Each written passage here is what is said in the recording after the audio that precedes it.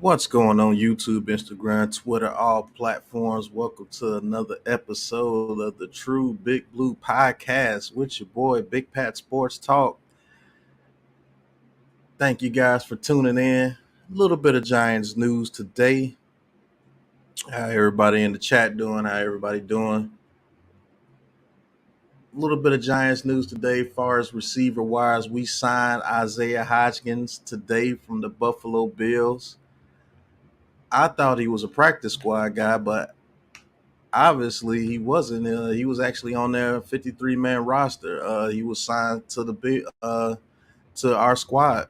He's on a 53-man roster, so he will be competing with Seals, Marcus Johnson for some snaps at the receiver position until Kenny Galladay gets back. Hopefully, he'll be back by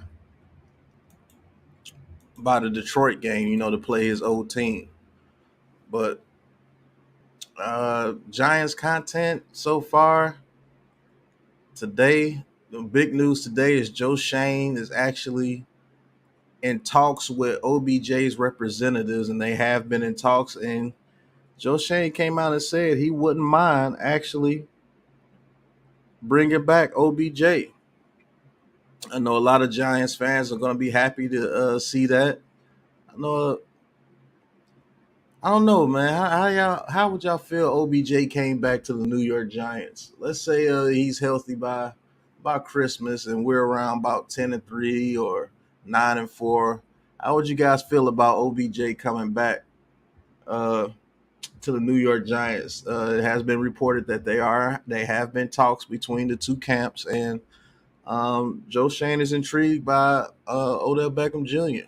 He says he likes him as a player, and he would actually bring him back if the money makes sense and the timing makes sense. So I would want to hear what you guys think about that in the chat. Unfortunately, my other Big Blue Crew members are not here tonight, so this may not be a very long stream until everyone is able to come back. I'm trying to see what this Isaiah Hodgins kid can do as well. What's going on, Levance? Thank you for tuning in, Levance. Just trying to see what Isaiah Hodgins can do and see what he'll bring to the table for the Giants. Isaiah Hodgins, he's 6'4", 210. Don't think he actually got a chance out there in Buffalo because Buffalo has many weapons, many weapons to choose from. What's going on, Q Burrow brother? Thank you for tuning in. So I've been looking up on this Isaiah Hodgins kid. I remember him from Oregon State, and he was pretty much a beast at Oregon State. I think he's a very good route runner. I think he's a very good route runner that can actually make some noise if he gets the chance. Yeah, man, I always live stream for you guys on Wednesdays with True Big Blue. You guys are welcome. If anybody wants to come on and talk about the new receiver that we got today, we've got more receiver news today than we did the whole trade deadline. You got Isaiah Hodgins being signed. You got Joe Schoen saying that he not wants to sign OBJ, but they have been in talks. So if it does happen, there have been talks. And OBJ might be a Giant if we're still making a great playoff push during the time that OBJ gets healthy. You might see old OBJ as a Giant, man. You never know. Here comes Craig. He says claiming doo-doo off the street. Yeah. Well, we pretty much got doo-doo here at receiver, so he'll fit right in, huh? But I think this kid, he can come in and at least make it competitive in that receiver room. So if you start dropping balls, he's going to at least be the guy to replace you. So, you can't. What do you want? What did you want Joe Schoen to do? Give up a second or a first-round pick to get Jerry Jeudy, who has a higher drop percentage than Darius Slayton? Or you wanted him to go out there and get Chase Claypool and give up major draft capital for Chase Claypool And then if he doesn't turn out, guess what you'll be saying? You are so stupid, Joe Schoen.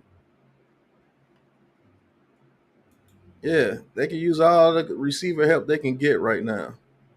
Real talk, Q Burrow. Like Giants fans, man, you guys, it's like there's no satisfying you guys, man. Like seriously, there's no satisfying you guys. These are the same people that say that Joe Schoen should keep all his draft capital and everything.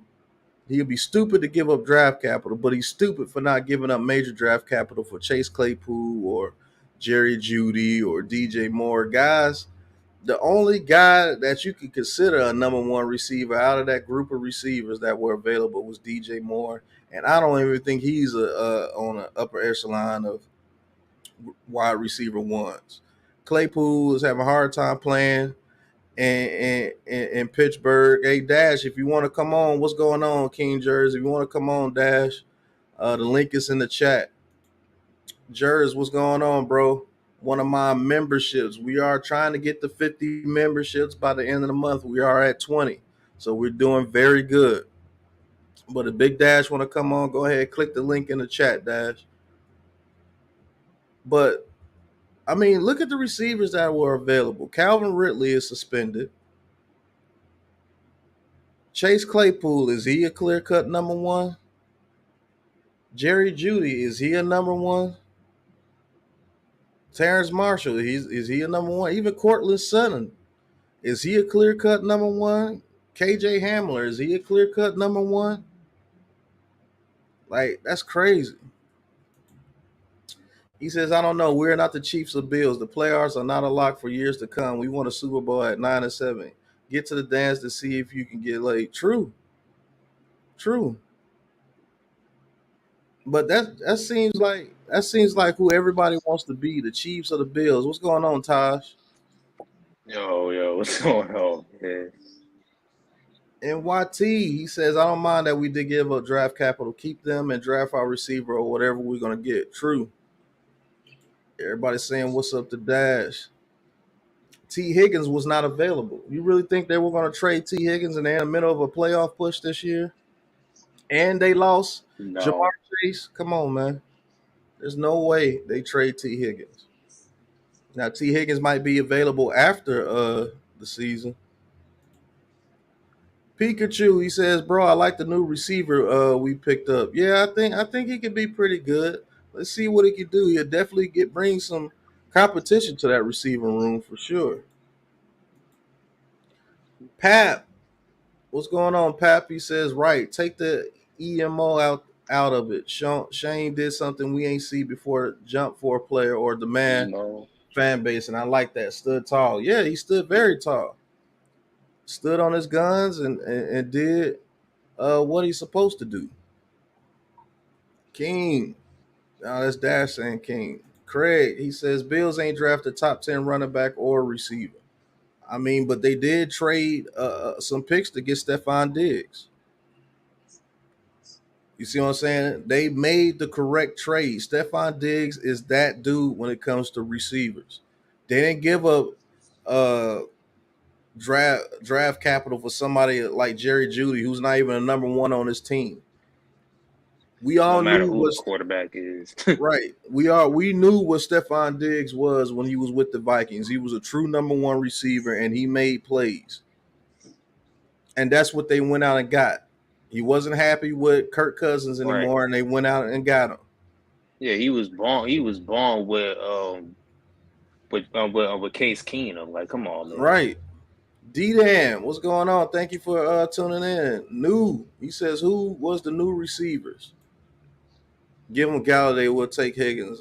No way, sir. Yeah, that'll never happen. But the new receiver, we didn't get receivers, but the new receiver is Isaiah Hodgins from the Buffalo Bills. They released him hoping that he could come back to the practice squad, but we claim Hodgins off waivers. And he's a 6'4", 210-pound receiver that has pretty good route running. Look up his tape from Oregon State. He never really got a chance out there in Buffalo because Buffalo they got Diggs. They got what's the other receiver ties that everybody loves? Oh my God. Came from Wake Forest. Damn, what's his name, Taj? Who? The other receiver for the Bills, like Gabriel Davis. They got Isaiah McKenzie out there. They got a good tight end. McKenzie.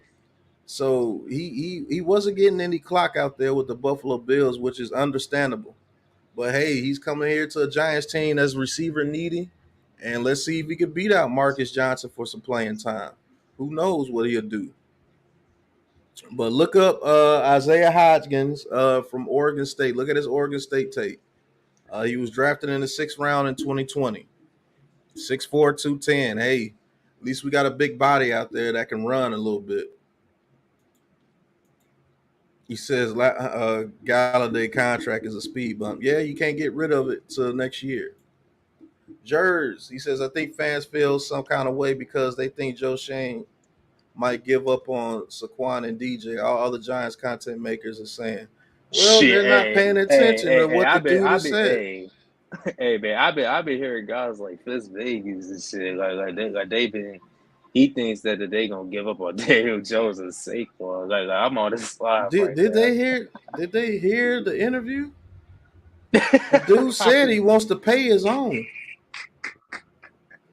Like, did they hear the interview? I don't know, but I've been on Fitz Vegas' live, bro. But man, he been on that negative side, Man. Coach, what's going on, Coach? What's up, gentlemen? How He y'all been on doing? that negative side. Like, Coach, I don't see how they get what that. Did you see the Joe Schoen interview, Coach? Mm-hmm. Yes, I did. Where are people getting that he's giving up on DJ and Saquon? Like, where are they getting that from? I have no idea. The only thing I can think of is they're trying to get something to fit their narrative, and they're just taking things to twist it to fit that. I mean, Wow. It doesn't say that to me. It I mean, I'm the with dude you, Pat. literally said, yeah, the dude literally like said, now, so now I'm not getting Jerry Judy or Chase Claypool and those guys means that they're giving up on DJ. That's crazy. What's up, Vance? Yeah. If anything, that might be they're actually intrigued by DJ. Mm-hmm. That's Why crazy. would you give up top draft capital for receivers that are not even number ones on that team? And we need a number one receiver. Like, that doesn't make sense, man. Chase Claypool went for a number 2. Right. So I can guarantee for a number 2. Jerry Judy would have cost more. And that's why he wasn't traded. Wasn't nobody giving them what they wanted for Jerry Judy. Exactly. Right. Like people act like that the Giants were the only ones to call Jerry Judy. Like, come on now. Right. Exactly. DJ Saquon Stan. The dude literally said in the interview, we are going to pay our own. He literally said that in the interview. Like, you know what, man? These Giants fans, like, they want the negative. Like, you want the you just like the trade. Oh, you didn't trade for a receiver, so you might as well trade Saquon Barkley. Why? Why would you get rid of Saquon Barkley right now? And then some people would say get rid of Saquon Barkley for a third round pick for Saquon Barkley. Are you serious? You got a third rounder for Tony, and he didn't do anything. Right. What's going on, Lou? What's up, Lou? What's going on, fellas? So you mean to tell me that fans are saying that we should get less for Saquon Barkley that we got for Kadarius Toney? Because remember, Kadarius Toney went for a 3 and a 6. Mm-hmm. So if you just get a 3 for Saquon Barkley, you got less for Barkley than what you got for Toney. What about that press conference that Joe Schoen saying that press conference? What makes you think that he's ready to move on from DJ and Saquon Barkley? He said that somebody called and offered. He said somebody called and made a trade offer for somebody really good, and he said no. Right. Well, who the fuck do you think was he talking about? It was either Barkley or Dexter Lawrence. A lot of people think it's Dexter Lawrence. And if he said a hard no on Dexter Lawrence, you really think? Come on, man. See, y'all. I don't know if y'all just used to losing and you've never seen the Giants win, or you've never seen good GM. I don't know. No, it's that we are now living in the age of people who don't know how to think for themselves. Critical thinking is something that they stopped teaching in school. So people now just run with whatever the popular narrative is on the television. That's what it's got to be, Lou. There's no other explanation for it. There's no other. Because God forbid you think for yourself, you little sheep. Right, Dash. What's going on, Dash? What's up, Dash? What's good, fellas? Man, but we were talking about the new receiver we just got from the Bills. No, I don't mess with Dash no more, man. What happened? What happened? Dash don't give nobody their credit, man. Oh, you got your credit. Dash be on the video. Dash be on the video talking about nobody thought that we were going to be at 6-2. Calm down. Calm down. I'm like, excuse me. I literally said we were going to be 6-2 at the bye. Literally. Right. Verbatim. And I had us at 10-7. And I had us at 6-2 at the bye as well. I had us at 9-8. Yeah, the only difference was Pat had us beating Minnesota and I had us losing to Minnesota, if I recall. Yeah. But I just want to get you guys' thoughts on what this receiver probably could be. We're gonna go to Lou, and we're gonna go to Coach Ed. Me personally, I just think he brings major competition to that room, and I actually think that he can beat out Marcus Johnson. He definitely gonna beat out Marcus Johnson. He was a good receiver. He just got injured right before preseason and wasn't able to really show them what he had, but he flashed enough for them to want to keep him on the practice squad. So when he healed and they had an injury or something, he can be added into their scheme. If you go back and watch, I know you have the access to the film and shit. If you go back and watch, he's a pretty good receiver. Yeah, he's he like definitely a Colin has Johnson route type. runner. Yeah, he's like almost like Colin Johnson clone. Basically, yeah, because Exactly Colin Johnson's 6'6", but he's 6'4", but they basically the same type dude. Go ahead, Coach. That's exactly what I said too. When I looked at him, I said, "Oh, Colin Johnson," because he's a little bit shorter, but he's lanky for the most part. Good route runner. He's definitely going to push Marcus Johnson for his spot, and if he proves himself, he'll even push Colin Johnson next year because Colin Johnson's coming off that injury. So, he has the opportunity to really capitalize because of our receivers room. But, he definitely knows the system. He comes from a winning culture. So, it doesn't seem like he's going to crack under the pressure. So, it's just a matter of him getting out there and getting acclimated with DJ and producing. Yeah, hold on one second. We didn't say Calvin Johnson. We said Colin Johnson. There's no delusional people on this. We said Colin, not Calvin. Hell no. Calvin Johnson could have been the best receiver of all time if he wasn't playing for the Lions. But yeah, that's what I think about him. Dash, what you think about him, man?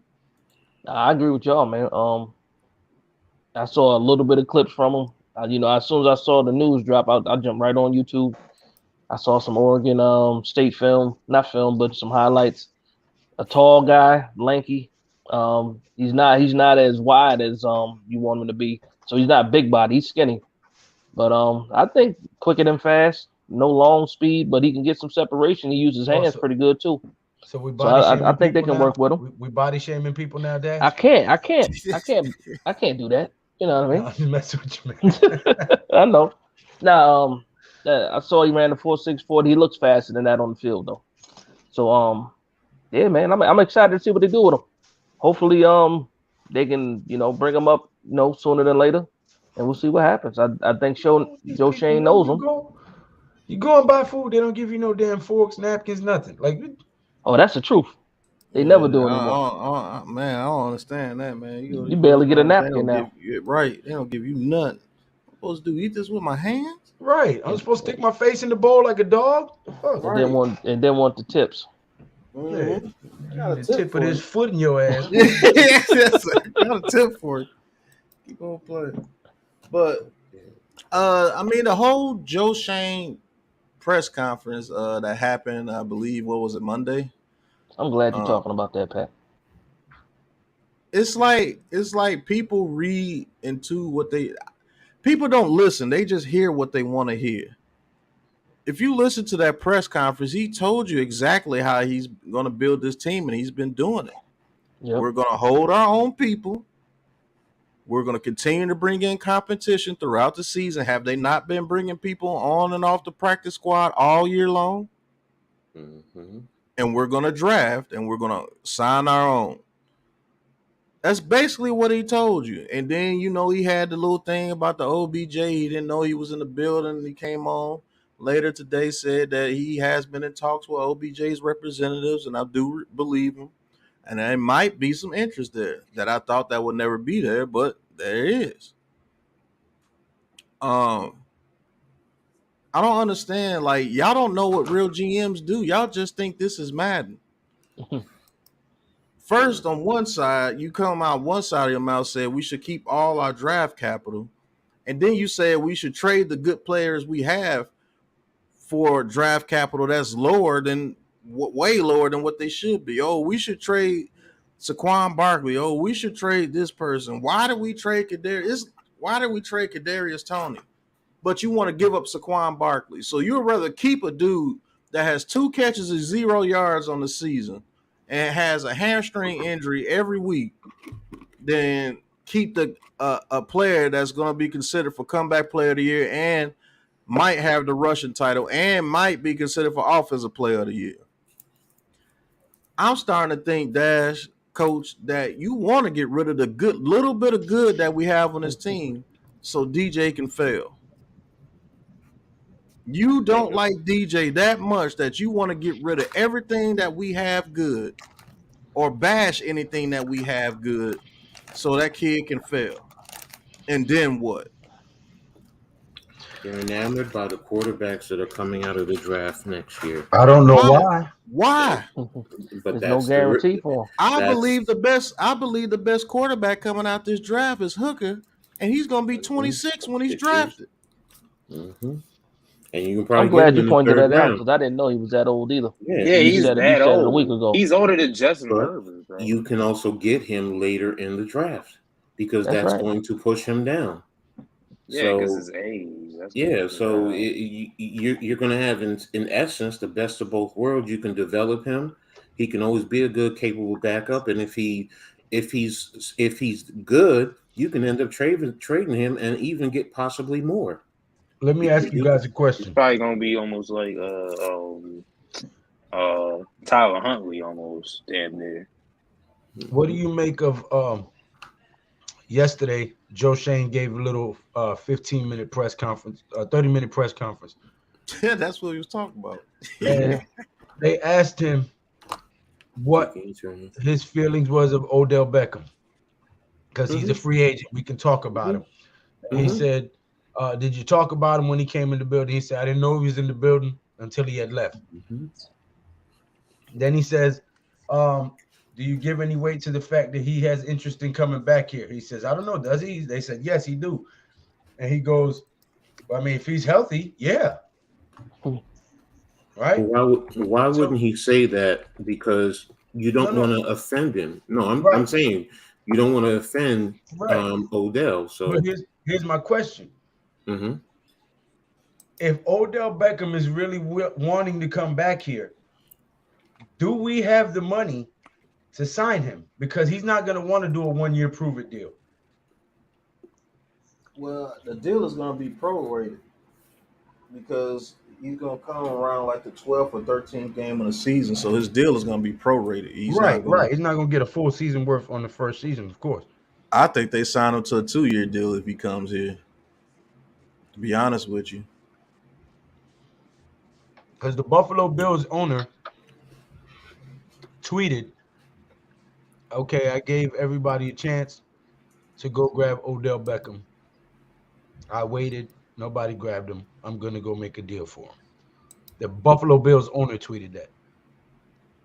And then it is what it is. That's maybe why Hodgins got released, to make room for Odell Beckham. And he probably did Joe Schoen a solid. Yeah. He probably did Joe Schoen a solid because Schoen wanted him from the beginning, and they still talk to each other.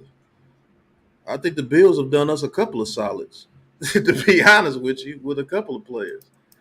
So that's probably how it worked out. They released Hodgins, thinking that he could come back to the practice squad, but they knew Joe Schoen wanted Hodgins, so they released him, and here comes Odell Beckham. But Dash, what you got to say about that, Dash? Odell going to Buffalo. Y'all really think Odell going to Buffalo, huh? I'm waiting to see. I don't know, man. I think so. That's a lot of ball that got to get thrown around. You know what I mean? I don't know about that one. I said ball. I didn't say balls. Pause. I kept it singular. I kept it on purpose. Kept it singular on purpose.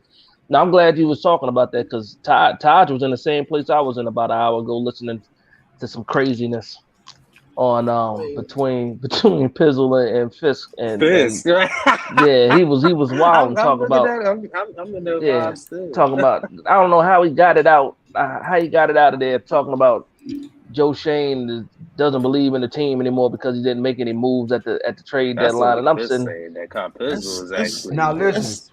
These are the same two dudes who was trying to take credit for saying that they were the only ones who said the Giants was going to win more than 10 games. That's a fact. Now at the halfway point of the season, they're like, oh man, Joe Schoen this. These people crazy, man. It's wild, man. And if I put in my 2 cents, boys. Hell, what's going on? What's going on? I mean, just got out of the Legion podcast with a bad Nick loss, and I'm watching Game 4 of the World Series. But that being said, I can understand why the Giants didn't make any moves at the deadline. We don't have the cap room to do it. That's fine. I don't have a problem with that. Do you agree with that, Pat? Yeah, we don't have the cap room to do it, but go ahead, Mets. That said, the rumors of OBJ coming back, that's a 3-day-old fish, and you know what they say. You don't buy fish that are 3 days old. I hear that. I mean, the whole go ahead, Dash. OBJ in 2014, that was a Jerry Reese pick. And Gettleman didn't want him, so he kicked him out after the 2018 season. And not sure if Joe Schoen wants to bring OBJ back. No, he got rid of Gettleman got rid of adjustment issues that guy's got. Gettleman got rid of Odell Beckham Jr. because he was running around calling Gettleman on his shit. Mm-hmm. There's even players from that team that have come out and given interviews saying it. David Tyree, the helmet catch from the Super Bowl, he's on video saying that OBJ was not of cancer. He was calling out all the cancerous shit. And because he was young, he went about it the wrong way, and they got rid of him. And now, and that could be very true. OBJ this time he's injury prone. Now you got something there. The injuries are coming more and more frequent. Like barely, case in point, the Super Bowl. Yeah, that's a fact. It's nostalgic though, because the funny thing is that right now everybody's saying that the Giants need a receiver and OBJ's out there, so it becomes a storyline. Dash, of course. You remember how that bit Carolina in the ass last year when they brought Cam Newton back? Yeah. Yeah, that's different though. That's a quarterback. It was one good week. Old and he ruined it. Those who don't learn from history are doomed to repeat it. Right. And no Mets. He says no Mets, no Jets. Though I mean, no Mets, no Nets, no Jets. He says, "Call me crazy. I really wasn't feeling Shane's presser. What about the press conference? Does Giants fans not like? Like, I know what they didn't like about it. I didn't watch. You didn't say, "Hey, I got you a new shiny toy." I didn't watch Shane's recent presser at the deadline, but I'm not bothered by it. But I wasn't bothered by it. I knew we weren't going to make any moves at the deadline. Yeah. Yeah, Dash. I mean, you say you know what they have them issue nothing. with it. They're mad because he gave them nothing to chew on. You know what I mean? Well, again, what can he give him to chew on when he's basically exactly? They're looking for him to make all these moves. And you know my favorite saying: "We're broke. You can't do nothing when you're broke. Right? You can't make no moves." It's crazy to me, but I think that. And who's the cancer that put us in this pot, in this money hole? effing settlement. Yeah. Yeah. With the Yeah, but BS when free you agent broke, signings, you eat incompetent cereal with draft water. picks. Right. Yeah, that's a fact. That's a fact.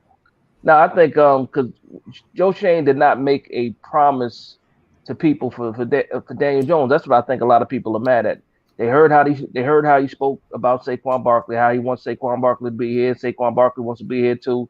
But when it came to Daniel Jones, they said, "Well, it's only been 8 games, this, that, and the other." He's not trying to show his hands, man. Because as soon as he says that he wants to keep Daniel Jones, his agent's gonna be like, "Cha-ching." Oh, the price just went up. I mean, Yeah, you know how cha-ching. many That's it. OBJ games I've actually gone to? Just You one. really don't like OBJ.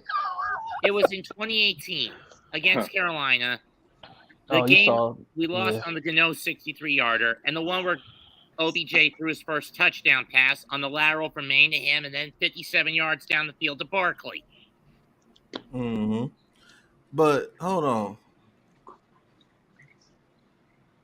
Most of this fan base don't even want DJ here, so they can't possibly be mad about that. You can't possibly be mad about that. Most of this fan base don't even want DJ here.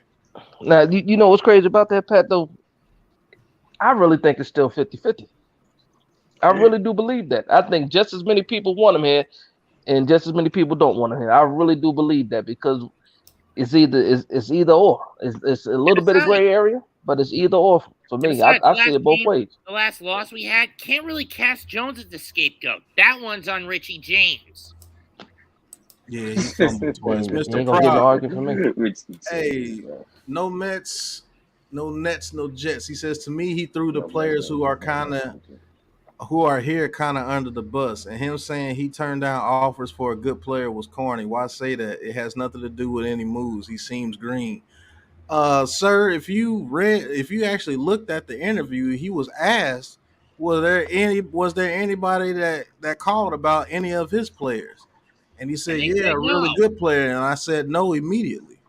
You know who they called about? Yeah, probably Saquon. It was either Saquon or Dexter Lawrence. It was Dexter. I swear, I bet money it was Dexter Lawrence. Dexter Lawrence is a game record for any one of these contenders. We're a contender. He says farewell to DJ next year. That's not happening if DJ continues to play the way that he is. Pap, he says, y'all see what Shane was on the Tiki show. He wants DJ. Yeah, he wants DJ to continue to play the way that he's playing, because if he takes you to the playoffs, he gave you everything that you wanted DJ to do. He did with a roster that is nowhere near finished. You know what else, Pat? He's not bullshitting on that. You know what else he said that might have pissed people off when he was saying that you can't continue to win the way it's not sustainable. You can't continue to win this way. That's one of the things he also said when they were saying, "Oh, yeah, we came back and won that game, but we were also down 17-3 at the time, and we can't continue to win coming from behind like that." So I think he just rubbed people the wrong way. But the truth hurts, man. I heard no lies. I heard no lies. The best shit he said in that interview was when it was like, why didn't you answer my question, please? Hold on, Matt. Hold on. The best shit he said in that interview was when he said we don't shop hungry. Oh yeah, right. Yeah. Mm-hmm. He did say that. Let me get to this chat real quick. Joey says, "Thank you, salute guys. Y'all helping me through work." So that's our best option. Nate Dog, what's going on, Nate? He says, "BS, I want DJ here." Messed up. He's not going anywhere if he continues to play well. He's not. What's good, Talal? What's going on, Talal? Wiz, good family. He got no weapon. Come on, Pat. You tell me we couldn't give the Steelers a second-round pick? That right there, no, you don't give the Steelers a second-round pick for Chase Claypool. Yeah, Claypool's not worth a second rounder, man. They're gonna find out though. Really? Maybe a third rounder for Claypool, but never go 2. Yeah, I would have do a third rounder. Why? When you can grab a good wide receiver from the practice squad on a very cost-effective deal. But you know what, Matt? What's your question, Matt? True or false? Even without those fumbles by James in the special teams, and with how bad the offense was acting on Sunday against Seattle, we still would have lost by, at best, a 17-13 score. Not necessarily so. I think we could have won. I'll be honest with you. It was 13-13 in the fourth quarter. before that second fumble. Then it was 20-13. I think we could have won. 13 before the second fumble. Then they made it 27-13. Right. I think we could have won that game. Or at least it would have been very exciting to see. You didn't even give DJ his last shot. So yeah, I really think we had a chance to win that game. Could have been another Titans type game. We win 21-20. You never know. So you're basically saying my statement is essentially false. It's not hell false. Yeah.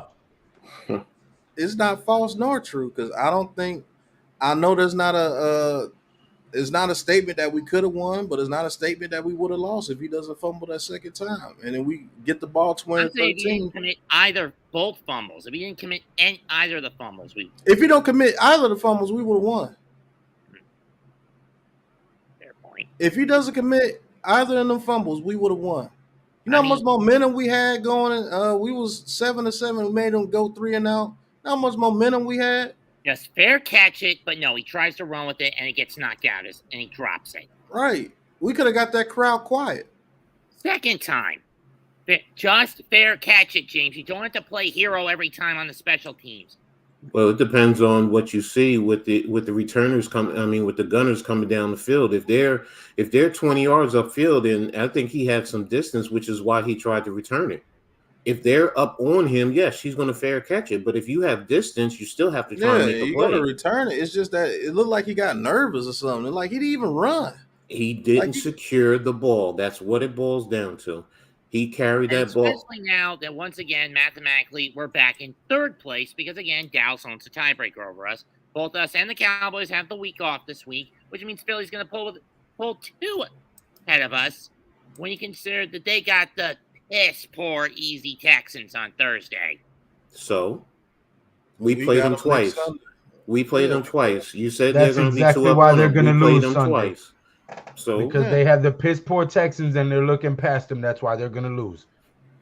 And it don't matter. We got to take care of our own business. I've been saying that the whole year. We're going to have to take care of business in our division. We want to get the number 1 seed or win the NFC East. We have to go 5-1 in the division. We're going to have to beat Washington twice. We're definitely going to have to beat Dallas, and we may have to beat the Eagles twice just to tie them at the end of the season. Mm-hmm. Got that right. So we're going to have to handle our business. And at this point, I'm not sure if we can with the pieces we're missing on the offensive end of the ball.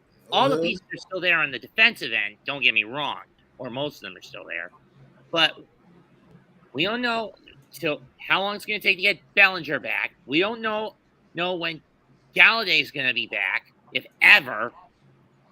We shipped Tony out, thank God, for a couple of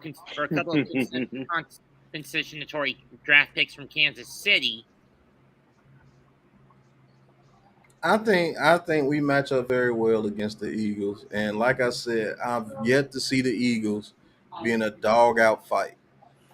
Once they get in the fight, once they get in the fight, and you get filming them in a fight, you're gonna start to see tendencies. So we'll see. We gotta handle our business. I think we match up with them. What does Philly have after Houston? Good. Everybody's tough till they get punched in the mouth. Right. Who does Philly have after Houston? Is it Washington? I think it may be Washington. Let me see. I think it's Washington. We have to worry about the damn. Yeah, it is the Commanders after Houston. Yeah. Mets, I'm not worried. Hey, hold on. Mets, I'm gonna be honest with you. I'm not fucking worried about the Eagles, bro. His name is Charlie. I said the Commanders, not the Eagles. I'm not worried about the Eagles, the Commanders, the Generals, the Privates. I'm not worried about anybody. I'm worried about seeing progression of this team and seeing DJ moving forward to see if these receivers will step up for our quarterback, and let's make some things happen. But as far as being scared of any team, I'm not going into that fucking Eagles game talking about, we might not have this to be. Man, fuck the Eagles. Just like they say, fuck the Giants. Okay. Fuck the Eagles. Fuck the Commanders. Fuck the Cowboys. Let's go. It's time to get some damn Giants pride back in this damn organization. Right now, I'm only worrying about one team. Yeah, that's the Giants, man. I'm so sick of all these damn Giants fans. Oh, we don't have this to do this, or we don't. Man, fuck that. They got each other. They going on that field. and they got each other and they play for each other, and you can win any game if you go out there and play your best. Yo, NYG, I'm telling you, bro, they some front runners, man. They front What's up, runners. bro? And then if you don't turn over the ball on them clowns, let's see what they do. But Would all you this, consider us all the this, worst 6-2 team ever, or no? man, like I just said, bro, I'm not gonna say it again. I'm just I don't saying. give a shit. I don't give a don't give a damn shit. about what the media talking about. I don't give a damn about what people talking about these other teams. I wouldn't give a shit if we had to play the Bills, Chiefs, and Vikings back to back to back. I'm going with my team. I'm going with my team no matter what, because anything can happen on any given Sunday. Sure. Hell, Or Patrick Monday. Mahomes might have an off game. Kelsey might get injured during the game. You don't know. Remember, the team that we had last year only lost 17 or 14 to the Chiefs. My name is Willie.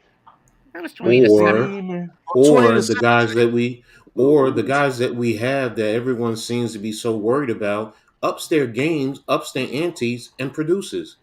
Yeah. It's I don't see how football. people panic, It's man. football. You go out on the field and you play to win the game. All this other narrative that we're the worst 6-2 team. They're in the NFL. They're getting paid to do a job.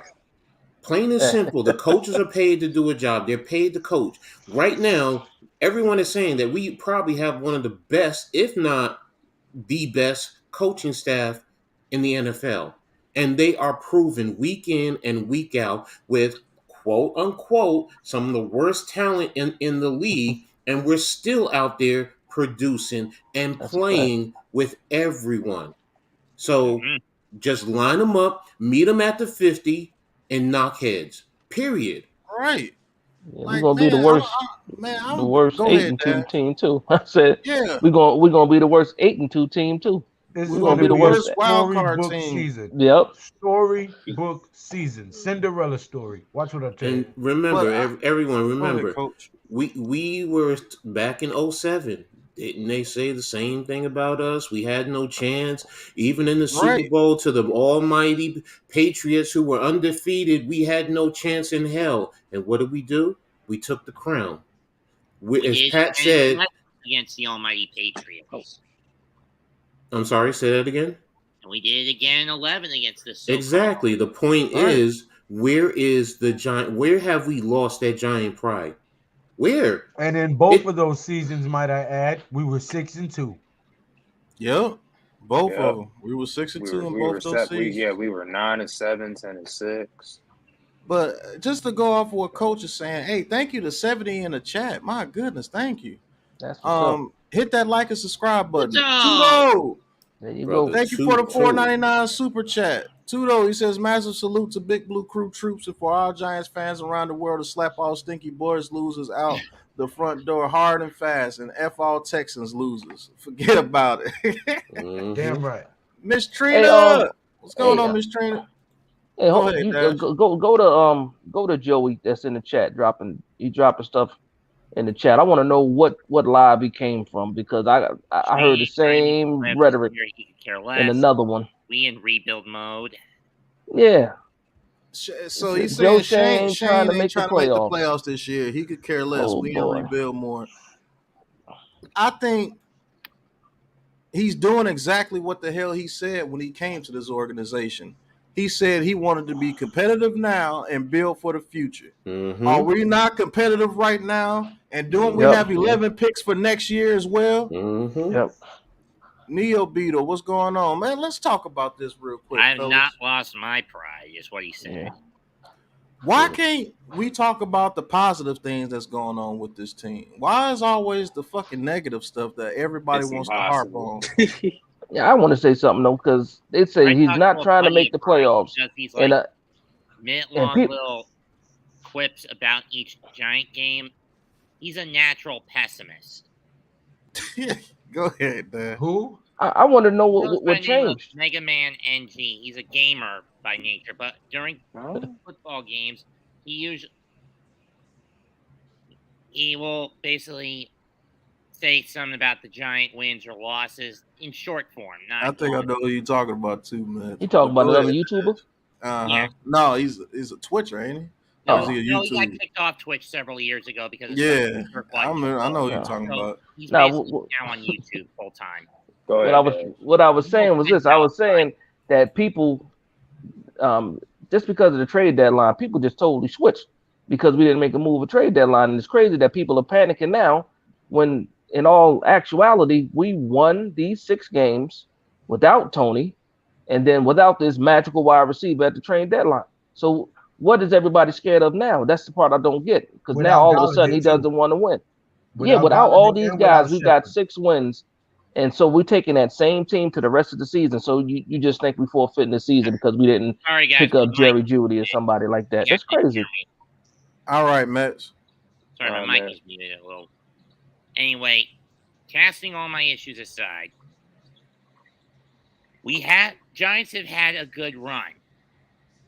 What everyone's worried about is can't keep going. Against someone like Houston, Detroit, yes. But remember, that's where, in my opinion, the easy part stops.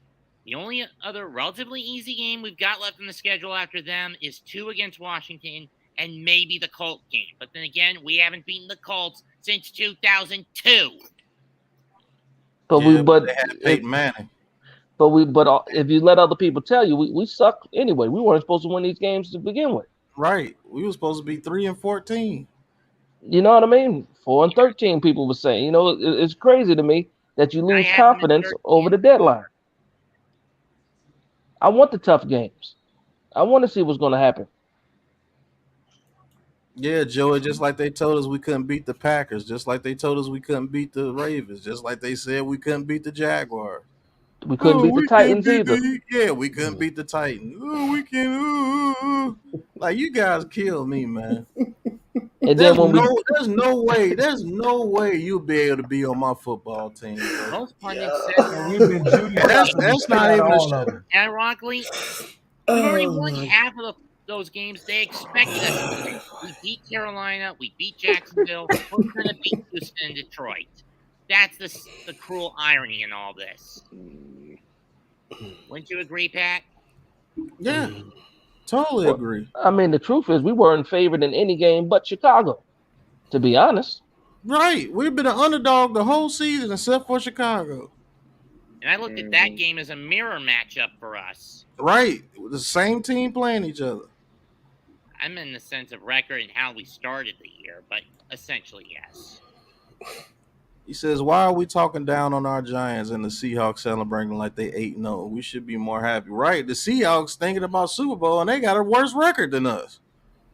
Although they beat us head-to-head, they got a worse record than us.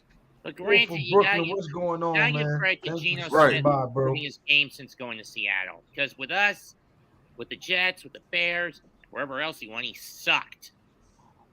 But then again, he didn't have the pieces behind it, around him to keep him covered. I would know. I was at the Jet game against Carolina in 2013. They quarterbacked pretty bad. You know what's crazy? Geno Smith is the perfect example of what coaching and weapons can do for you. Right. Yep. DJ is a perfect example. No. I'm just saying for people that don't believe that DJ can make a leap. I know for a fact they didn't believe that Geno could make this type of leap. It's just wild to me. And you want to know the crazy part about it, Dash? If Geno can do it, what's up? You want to know the crazy part about it, Dash? Is that Geno has a worse record than DJ, and he has the weapons already. That's a fact. And he has one of the best coaches in the league. And they got a run game over there. And they got a monster of a defense over there. And he has a tight end to go with those receivers. You see what I'm saying? He got all that, and he still has one less win than what the Daniel Jones had. Him having a tight end, sir. You get a red card for that. Fire pundit. You know what the hell I mean? Noah Fant. They better be happy we didn't have our tight end that game. Right. Or our right tackle, or our left guard. Like, come on, man. Y'all got to start looking at this stuff, man. It matters. It matters. It does matter. Because if we would have beat the Seahawks and Lockett and DK Metcalf didn't play, guess what they would have said? Oh, you only beat him because he didn't have his receivers. They would have buried Geno Smith, too. DJ could be the only person on the field. Injury or no? You said what? You think the Seahawks either played down or faked the Metcalf injury or no? No, he got hurt. I think he that got he hurt. was playing hurt. He just got the shot. He got the shot earlier that day. Hello, fire. Right. They didn't allow painkillers in the NFL for those sorts of injuries. Shit. Cortisone is always They allowed. absolutely do. Yep. Cortisone. They getting that shot. What's the shot that they can't get, Coach? They used to be able to give it to them. They took it away though. GHB. I mean, is that what it's called? No, it's a HGH. shot though. HGH was never allowed. No, that's you talking about the growth. That's almost like a steroid. Tally Rand.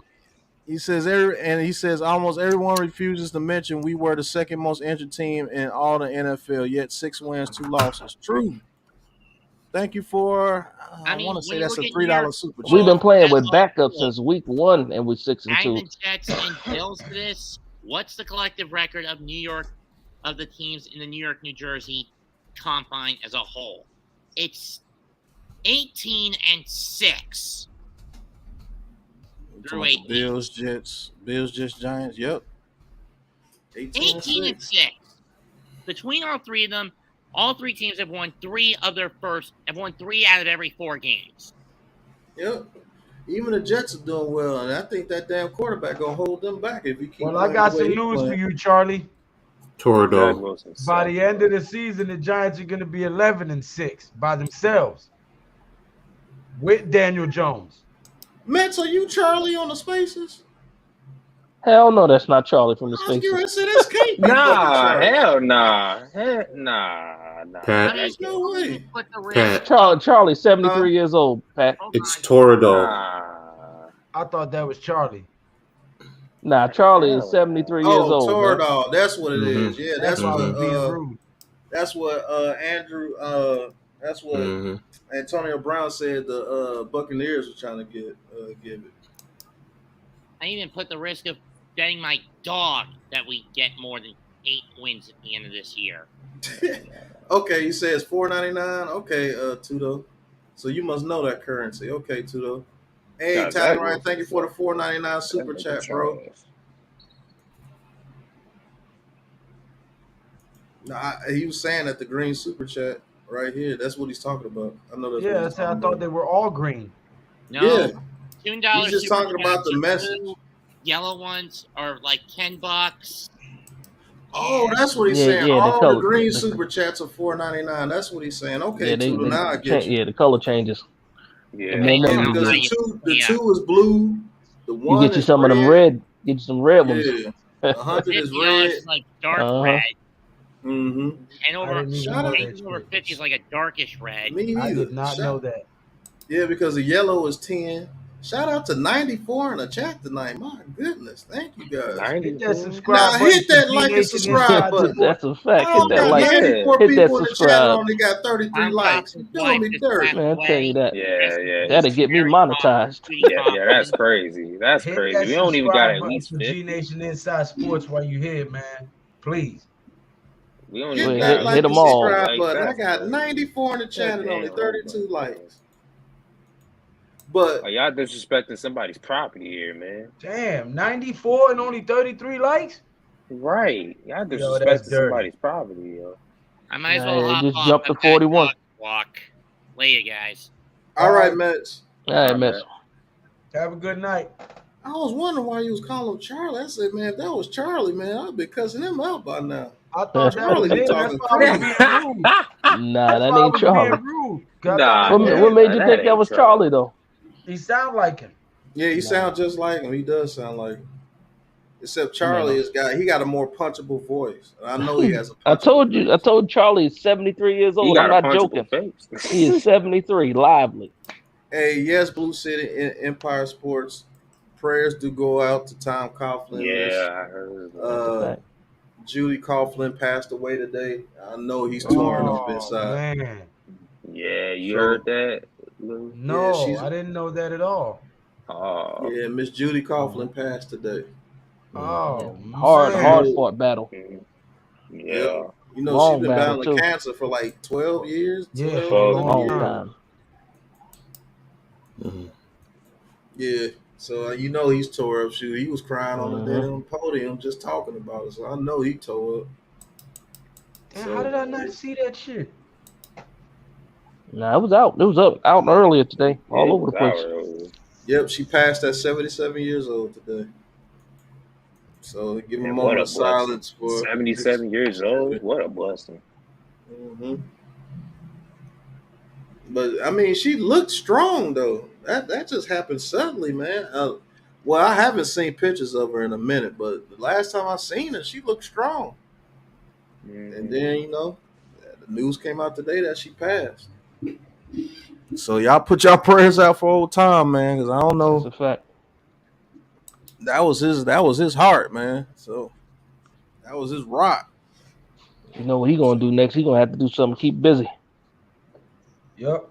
Dying of a broken heart is real. Mm-hmm. Yep. Tell that man to come on down the Giants' way. We need you in some capacity. Do something. Yeah, he's gonna have to do something. We lost the game because of illegal procedure. I remember that. Right. Yeah. Get your ass down. Get your ass down. Damn it. Tudo, he says, Pat, they're all other Giants content creators and lurking and listening. They ain't got any balls to make any comments and apologize for off-season negative opinions, and they can't admit they were wrong. Yeah, it's true. There's a lot of them out there. That is a fact, Tudo. It's a lot of them out there. Hard fact. But, I mean, let's talk about the issue at hand. I mean, Dash, you were speaking on it earlier. I was trying to. Yeah, right. Go ahead and explain it earlier. Yeah, I like I like Mets too. I don't even know what part I was at. But I was saying that I think people are upset because of how he was describing the team. He's saying, we can't sustain these wins like that if you're down 17-3. He said he likes that we won these games, but we were in the hole at first, and he sees that, and that's absolutely true, man. It's not just about a wide receiver, man. He could have traded for a linebacker. He could have traded for interior lineman. And I think people still were going to be mad because they're thinking, I need a shiny wide receiver. And that's not the case, man. And you'll see it. You build the teams in the trenches. You build the team in the trenches, and that's what, and then you get your outside taken care of, because if your quarterback can't stay upright and your running back ain't got the holes to run through, then what are you going to really be throwing to? You ain't got the time, and we've seen that happen. Right. So, I mean, he just didn't say what I guess people wanted to hear, and then all of a sudden, you start listening to other content creators, and they tell you that, he's selling out for this, not selling out for the season, but pretty much tanking, as another word.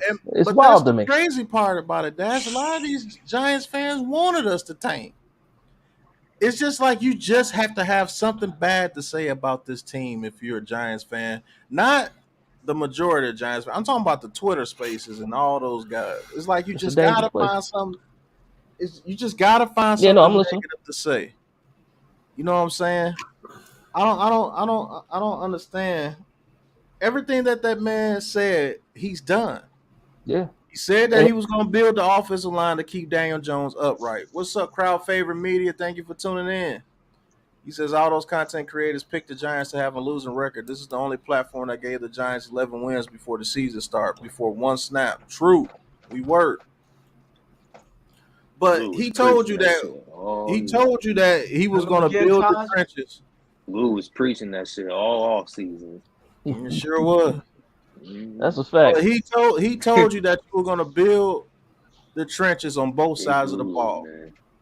Yeah, he's doing exactly what he told people he was going to do, and people now just shocked that he's sticking to it.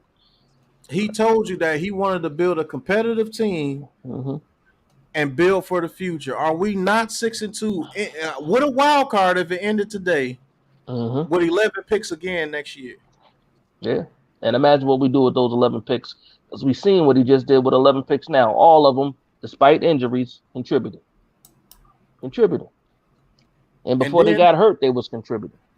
And then, the media with their little smart asses. DB from EP says, when we win 5 more games, I'm giving Lou a virtual dap. For real. We have talked about the receiver, but we're gonna get back to it sooner or later. Mythical Pigeon, thank you for tuning in. Hit that like and subscribe button for us. Nate Dogg says facts. Nate Dogg, thank you for tuning in as well. Shout Jay, out to the whole chat. right. Josh Seaward Bound 7, thank you for tuning in. Hit that like and subscribe button for us. A lot of new people in the chat tonight. Tudo, he says, Pat, all it matters is that they all hear, watching, and listening, and all the hard facts they learn from their mistakes. That's the victory for the Big Blue Crew and G Nation season predictions. F all haters, half-ass Giants fans, right? Mm. But coach, Yes, sir. if you was part of this coaching staff, Mm-hmm. let's say you came over with Dabo, and I don't know, you like the offense, Mm-hmm. like the defense a little bit more. Let's just say you was a defensive assistant to Wink Martindale. You came over and you heard what Joe Schoen said in the press conference and everything after Dable was hired. And everything that you heard, and we're 6-2 right now. Would you think that Joe Schoen's a man of his word? Just give me what you think about Mm-hmm. Joe Schoen. Do you think He's definitely a man of his word. I mean, first and foremost, he has a plan. He has a plan, and he's following his plan, and he's staying true to it. It's just like a coach who stays with his game plan. You know, how many times we have heard fans complain about a coach? Why isn't he doing this? And the coach stays with his game plan, and then it eventually breaks. That's what Dable's doing. He's following his game plan. That's all he's doing. And it doesn't matter what the fans say, because he's not fans. Dave Gettleman who's going to react to what the fans are thinking or saying. He believes in what he has in place. He's evaluated all the talent. He trusts Dable because they're aligned. And if everyone really listened to the interview fully, he alluded to that in the beginning, because he basically said, during the interview process with Dable, he was bringing in all the coaches for interviews of other coaches, so everyone is all on the same page. And that's what he's doing. He's on the same page with Dable. Dable communicates with him what he's looking for, what's going on, and he's staying true to that. He'll go out and find whatever players he can get that will fit into what he's trying to do, but he's also staying true to, like you said earlier, competing for today and focused on the future. And that's exactly what he's doing. Yeah, that's a fact. And you know what else, Coach? He said it. He said he's not going to let this season, what's going on right now, cloud the vision. It's not going to let, we're not Super Bowl or bust. I don't know why people all of a sudden think we're Super Bowl or bust. It's not where we're at right now. It's about the long-term success and building this foundation, keeping this cap healthy, re-signing your own players that you groomed. That's what it's about. And I'm all for it. I'd rather see us good for 10 years than just being good for a year. I want to be good for 10 years, not good for a year. You guys know I have been hampering this over and over and over and over again. A lot of things that we can't do is because of the salary cap, because of the previous regime. I mean, every time you make a move, it takes away from whatever money, and whichever cap program you look at, over the cap or Spotrac or whatever, it takes away. They're anywhere from $4 to $2 million.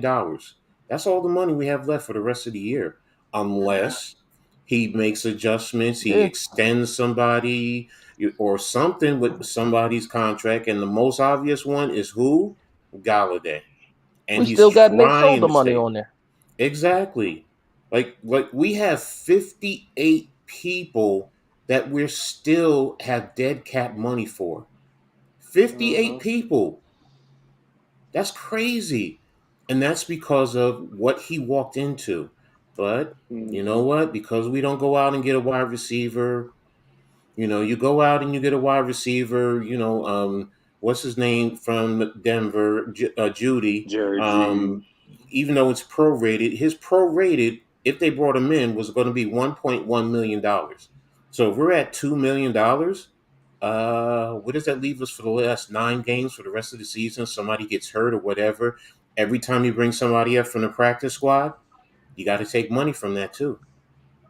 Yeah, But that's a fact. the average fan does not see that. They don't know that. They don't understand that. They just go, as you always say, Pat, whatever the media says, and they run with Yeah. that. But intelligent fans know to take a look at that, break that down, analyze, and you know what you can work with. Plain and simple. And then to give up draft capital for the future for a possibility in a high draft capital. High. I'm not saying a 4th-round draft pick, a 5th-round draft pick. You're talking about a 2nd-round draft pick, and people are upset about that? Okay. It's crazy. And just Okay. think about this, coach. For a guy that's not even a number 1 on his team. Exactly. Claypool got a 2nd-round pick. Devontae Adams was got for a 2nd-round pick, and it's not even close between those two guys. Right. The worst thing that happened was Tony getting traded first. Exactly. Right.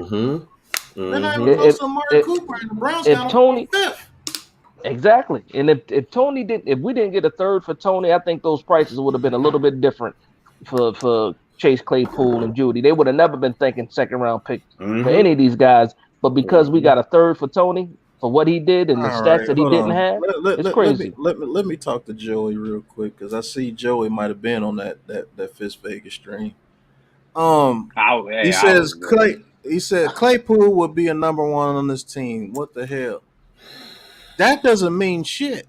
That don't mean if you're nothing. number 1 on this team. Colin Johnson could have been a number 1 on this team. Right.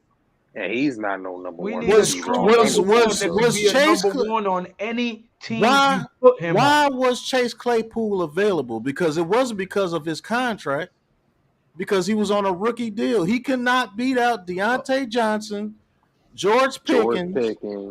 And what's the other receiver out there? I forget his damn name all the time. Give me one second. Also, Witchcaller was coming along for the Steelers too. Sims was coming along too. There you go. The young guy. We need a number 1 receiver that can be a number 1 on all 32 teams in the NFL. Right. We don't need a guy to come in and be difference. Good enough to be the number 1 for the Giants. We need a number 1 that they have to put their best cornerback on every time we play a team. Yeah. That's a number 1 receiver. That's a number 1 receiver. And here's the thing, though, Lou, because you're hitting it right on the head. Pause. What you going? When Claypool's in Chicago and he's now going against their CB1, we'll see exactly what's going to happen. Like people. Claypool was going against the other teams 3, sometimes the other teams 2, and he was getting those 50-50 balls because he had the frame for it. Yeah. It's a different animal, man. He was not. They're gonna see it. They're gonna see. They're gonna see. He has to be developed. Stop listening to people telling you lies, man.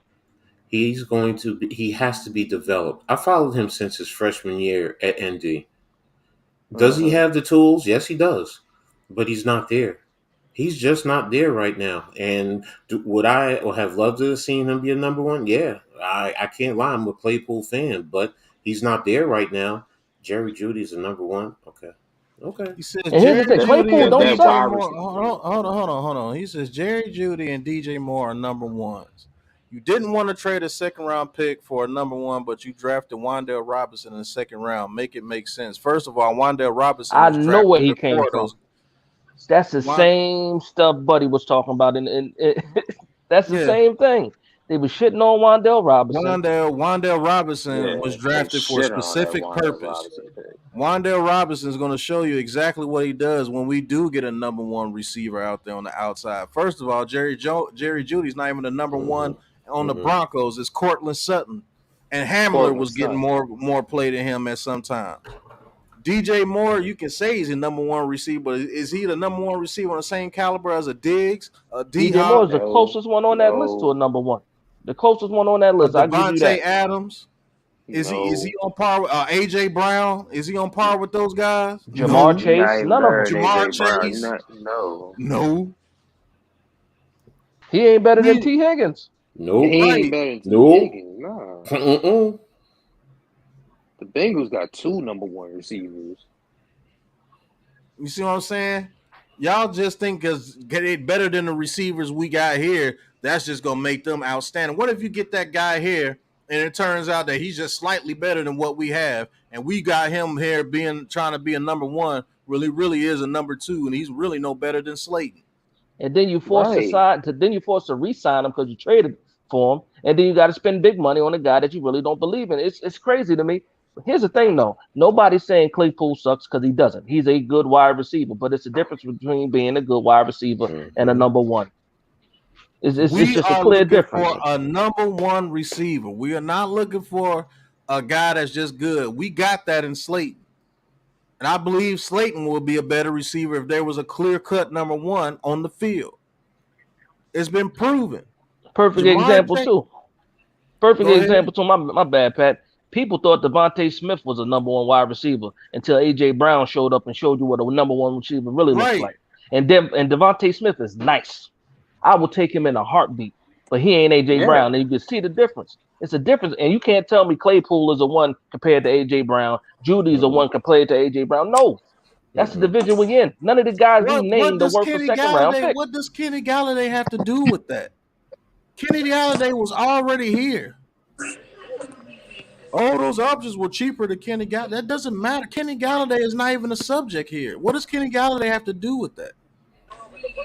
So we should overpay somebody else because we overpay Kenny Galladay, make the same mistake again? So just go to the wall. You can't keep making the same mistake. Just go to the wall and just keep hitting your head on the wall until you bleed out. That's what you want to do. And you know what? At the end of the day, Joey, I understand because you want your team to win. I understand you feel the way that you feel, but you just got to throw on some different glasses and look at the whole picture. These guys, they gave you some guys. They I don't know. The guys are like, these are fake guys, fake options, man. They made you believe that they're number 1s, and they're really not number 1s. It's the market. It's the market. Look at Christian Kirk. Look at Christian Kirk paid number 1 in money. the Jags. The market is ridiculous. It's the market, and people are getting fooled every time. And Joe Schoen is telling you guys, listen, I'm steadfast. I got my plan. I know what's going on. And look at us. We're already 6-2, so half of this plan is already working. Stick with the man that knows what he's doing because you see the proof is in the pudding. Hold on, man. Yeah, he's definitely from That's Gettleman who did that. He said, why force Kenny Galladay to be the number 1 when he isn't? And Joe Schoen didn't sign him here. Gettleman signed him here. And if he was forcing Kenny Galladay to be the number 1, why was Galladay not getting snaps in the beginning of the season?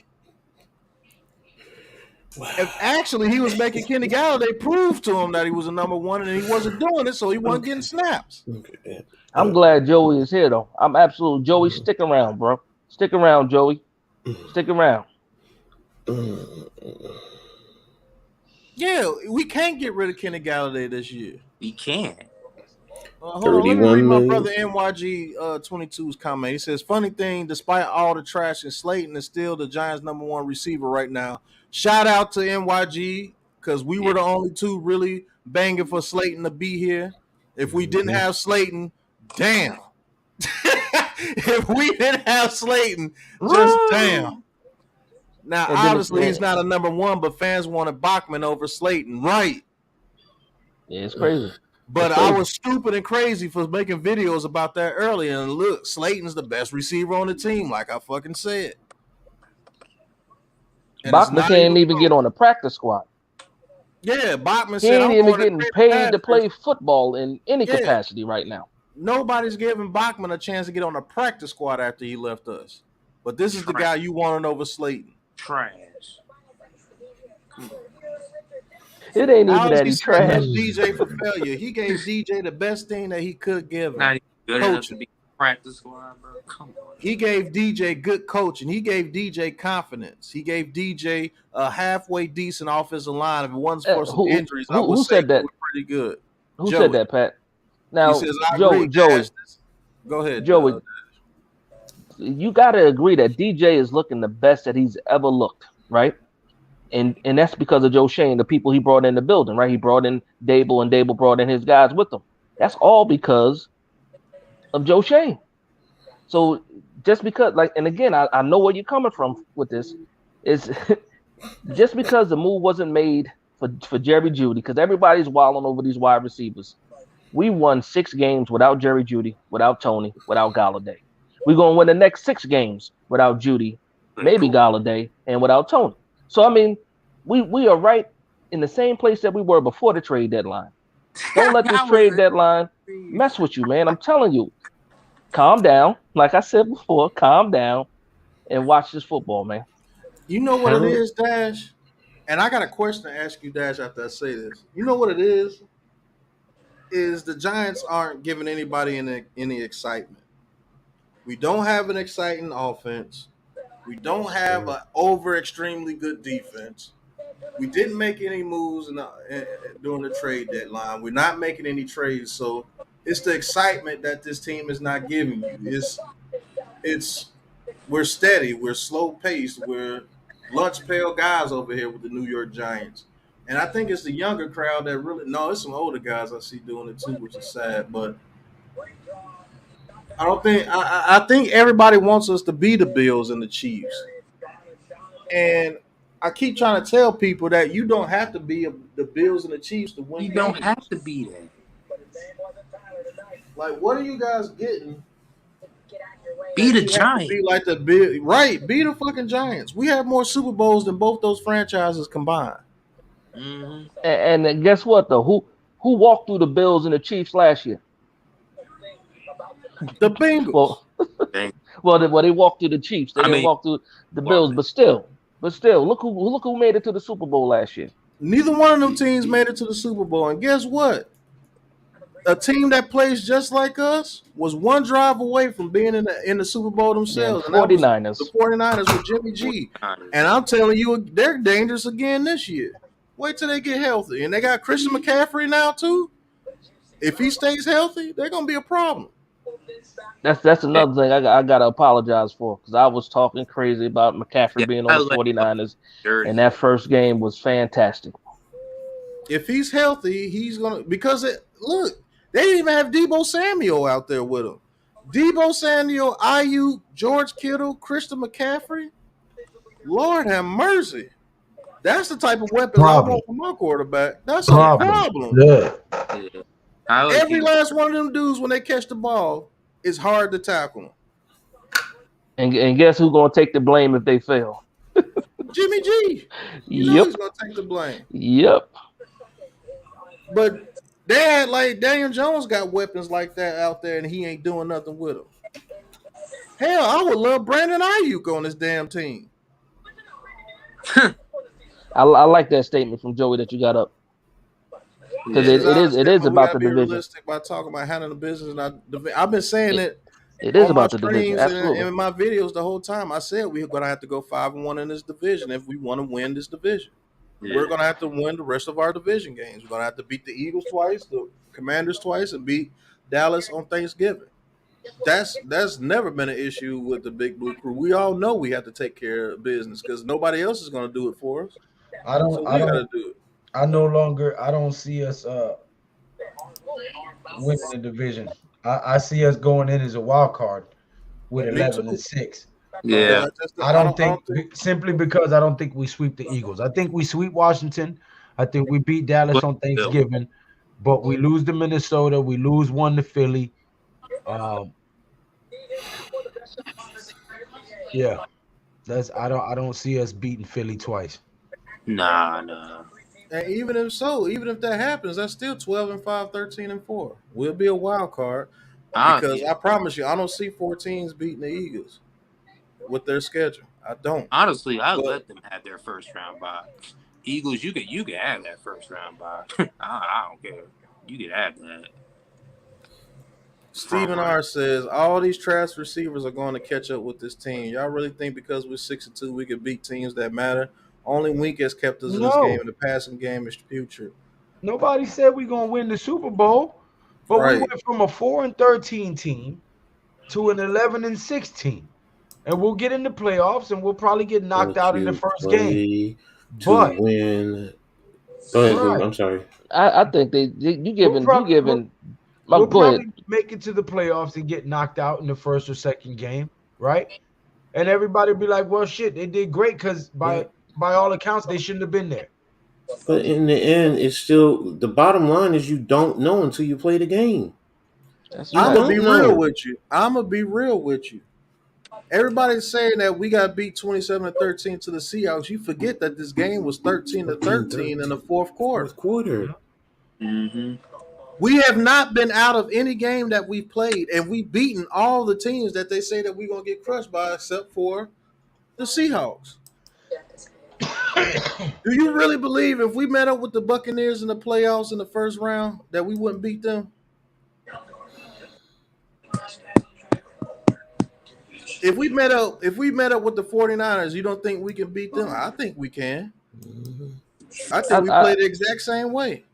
People got ruined because they believe that Jerry Jeudy lying out, and I'm still stuck on this. They believe that Jerry Jeudy and Chase Claypool are these big difference makers.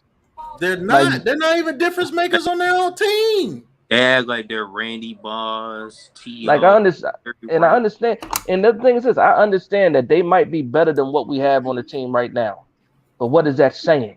What is that? Like, what is that really saying? Okay, it's not saying much. Thank you, Dash. Thank you for saying that. What is that? While they might be better than the receivers we currently have playing, what does it say? Is it worth giving up draft picks or millions of dollars for a guy who's still going to be a number 3 or a number 2 when you go and draft that number 1? You see what I'm saying? That's why. And then you got to turn around and pay him. You overpay in free agency, and they always underproduce what you're trying to get. So it's not a fair trade-off. Hold off, stay the course. You've been doing fairly good without signing a big receiver. Keep your draft capital. Go get a dog or 2 at receiver in the draft because you have 11 picks. That makes more sense for a sustained run. They can have that first round by NYG. I don't know. Rico Two Shot. Thank you for the $2 super chat. He says Giants will go 6-3 in the last 9 games. If they do, that means we're 12-5. Yep. But I'm gonna say this before I take a quick break. Then Taj, you can go real quick. But I wanted to leave you guys with this question. Dash, Coach, and Lou and Taj, you want to answer? You can. I've seen it on multiple platforms that a lot of the Giants fans think Joe Schoen is a snake because some of the decisions that he's made during this offseason, you know, the whole contract situation with Bradbury and the whole contract situation with Blake Martinez, the Roche situation with the practice squad situation. A lot of people have said that Joe Schoen has made some very questionable decisions and he's a snake because basically they say he don't keep his word, but what he said that he was going to do, he's done so far in my eyes. But what do you guys think about that? I'm going to leave that question to you guys. Just think about all the decisions that he's made as far as roster-wise, the injury reports, the day-by-day and all that. What do you guys think about that? Ultimately, I'm sorry, go ahead, Lou. I think whoever said that ain't never been in the street. Because I could spot a snake a mile away. Gettleman was a snake. Chris Mara is a snake.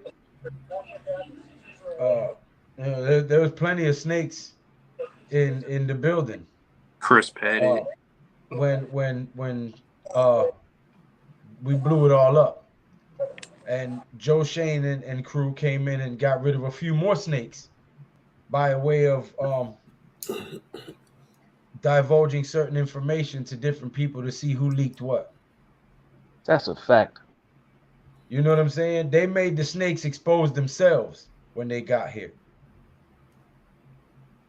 See, life is like chess, and that's not just an adage that gets thrown around for nothing. When you play in the corporate world, the business world, in life in general, you need to be planning 3 to 5 moves ahead. Because if you're not, you're already behind the 8 ball. Which is why when he came in and got the job, he said he's already through the first 4 rounds of the draft. He already had it calculated.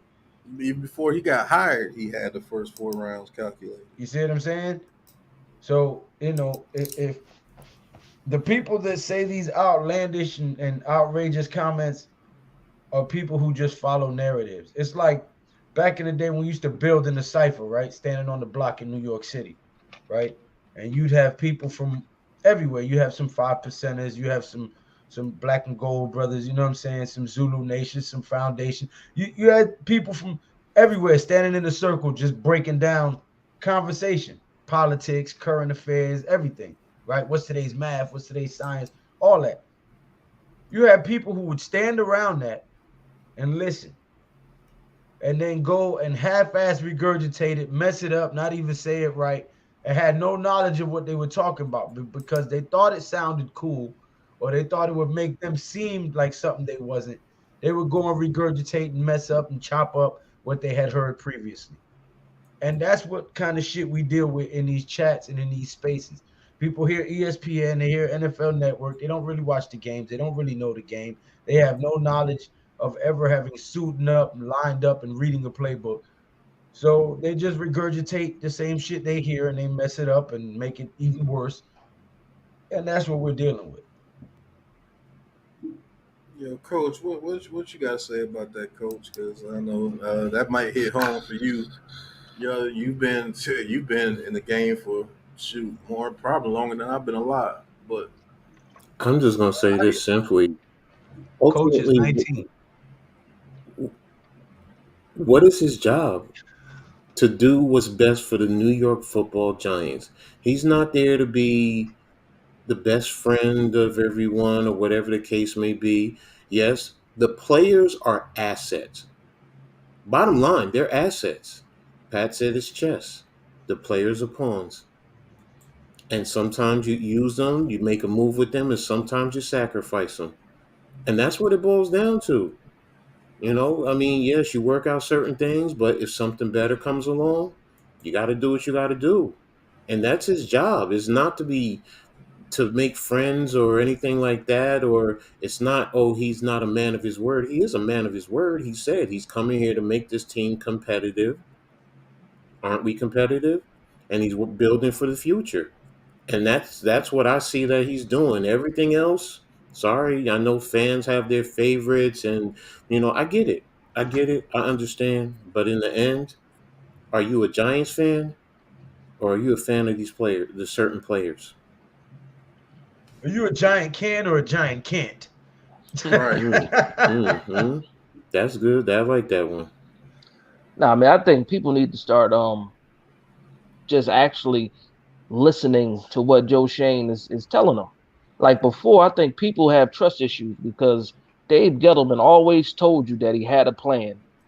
Mm-hmm. Don't worry, we have a plan. And he didn't have a plan. Joe Schoen actually gave you the plan. He told you what he was going to do. He said he was going to try to fix the cap. He didn't want to kick the can down the road unless it was, a must, and he had to make those decisions. But he also was open about that too. That man has not lied to anybody yet. Anybody. And then you see the results on the field, and you see the results in the building as well. If you're a Giants fan right now, you feel the difference. You know what it felt like for the past 10 years. You know what it felt like to be a loser. We are winning right now. And if you don't believe nothing else, trust your gut right now. This team is worth cheering for. It's worth watching. I remember, man, there was times where this team was not even watchable. It was embarrassing. Trust your gut right now. This team is 6-2. Despite all the guys that are on the roster, we are playing as a team. Damn right. We're playing as a team, and we can stick to that.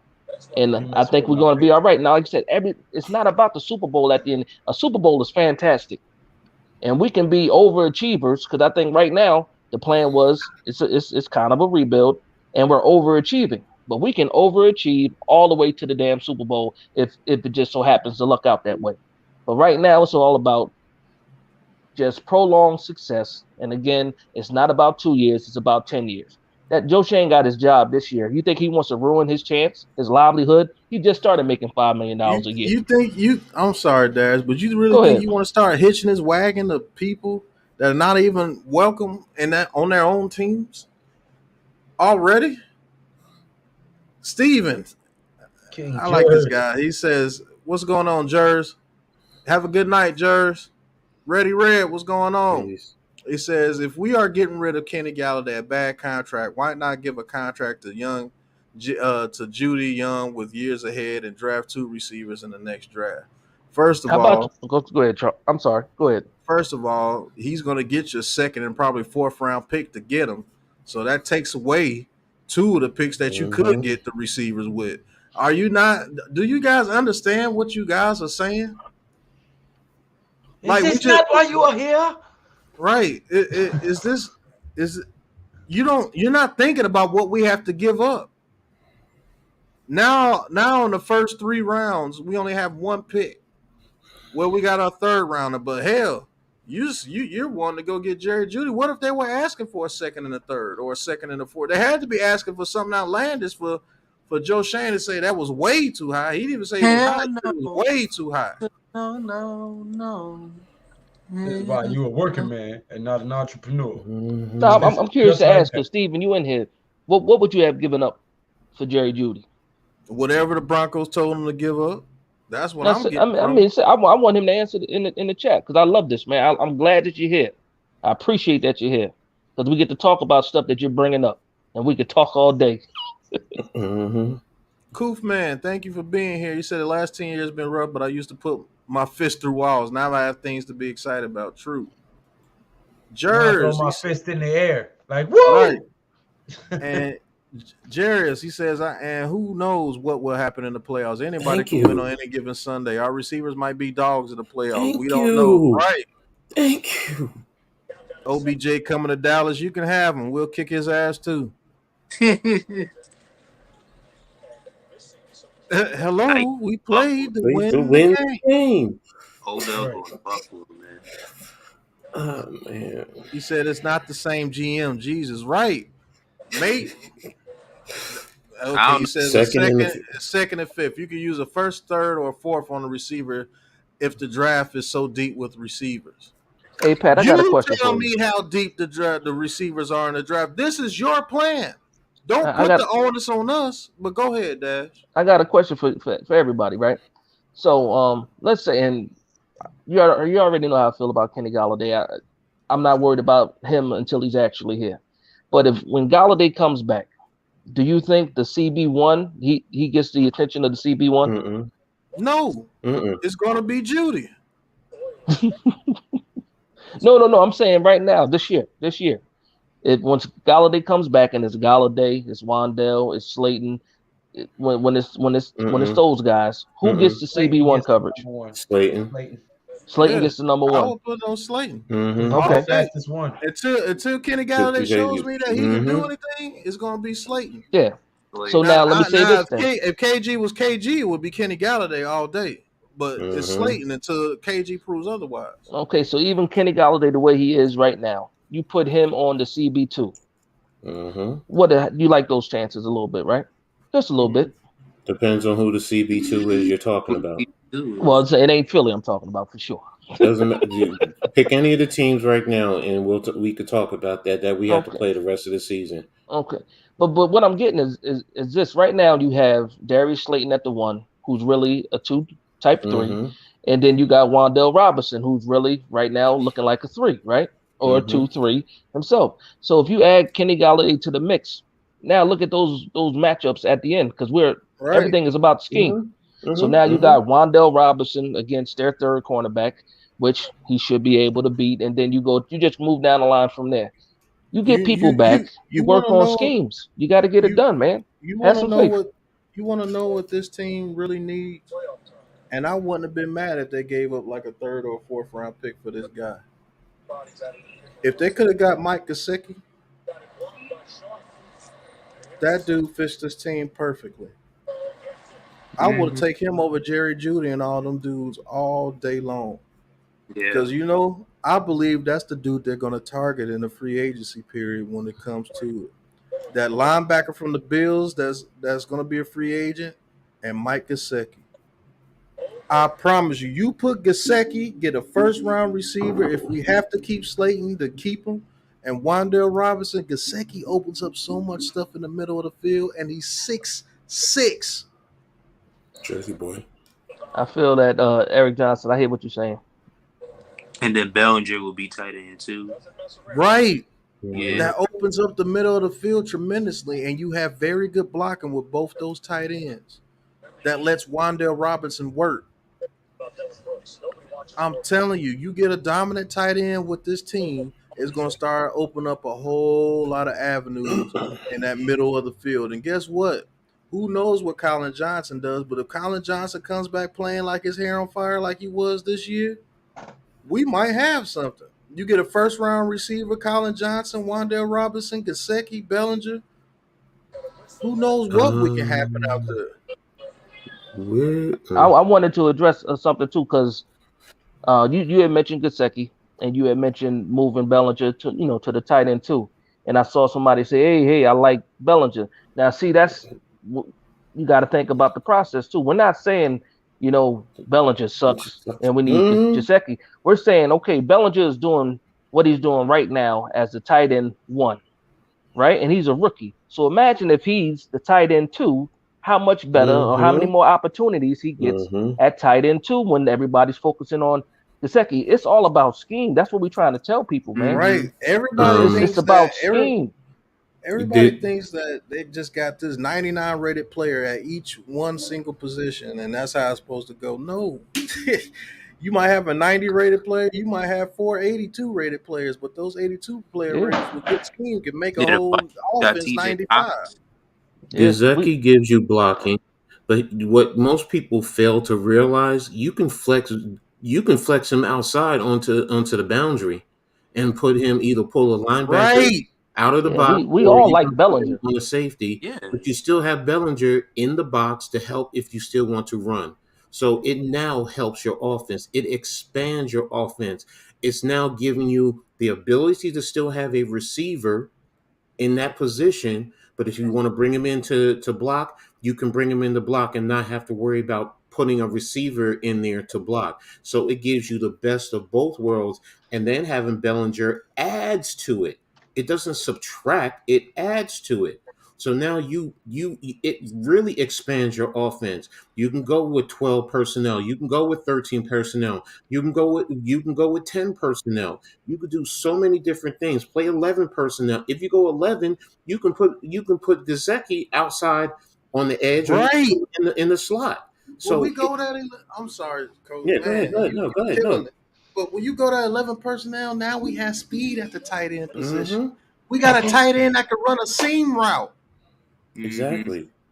You know how that opens up the field? If you got to worry about this big ass 6'6" monster going down the seam against your damn cornerback or your damn safety having to come up to guard him, that opens up things for Bellinger. Now Bellinger can pretend to block, get a good chip for Evan Neal if he needs a chip, and still come out on the route against a linebacker, which he's proven that he can beat. Yeah. And if he's on a safety is barely 6 feet, if that. You don't have 6'2", 6'4" safeties. Yeah. You have 6 feet. So now you have height, speed, agility, strength. So And then imagine if you got Slayton and a number 1 drafted receiver on the left side. Or hell, if it's Colin Johnson and a receiver in the first round, whatever. Yeah. I'm thinking they're going after Mike Gesicki immediately as soon as the offseason starts. Yeah, that's 87 people watching and only 63 likes. Hit that like button. I'm telling you. The pressure off of Bellinger, too. It takes the pressure off the whole offense. Imagine Gesicki going up the seam, and now you got Saquon Barkley coming out on one of those damn option routes out the backfield. He's going to be on that's the how you create the linebacker. matchups, man. The mismatch. Like, okay, just think about Pittsburgh, right? And they were 4 wide receivers deep, and everybody played off of each other. Then they added the tight end. Everybody played off each other. It's all, and they always, football is the ultimate team sport. And if you play it right and you scheme it right, it's about the collective, not just singling out players. It's like Pat says, it's not Madden. It's not Madden. That's two more things that we have to also look at too, because I thought about it earlier. You know, whether right now we have 54 million next year, 60, whatever.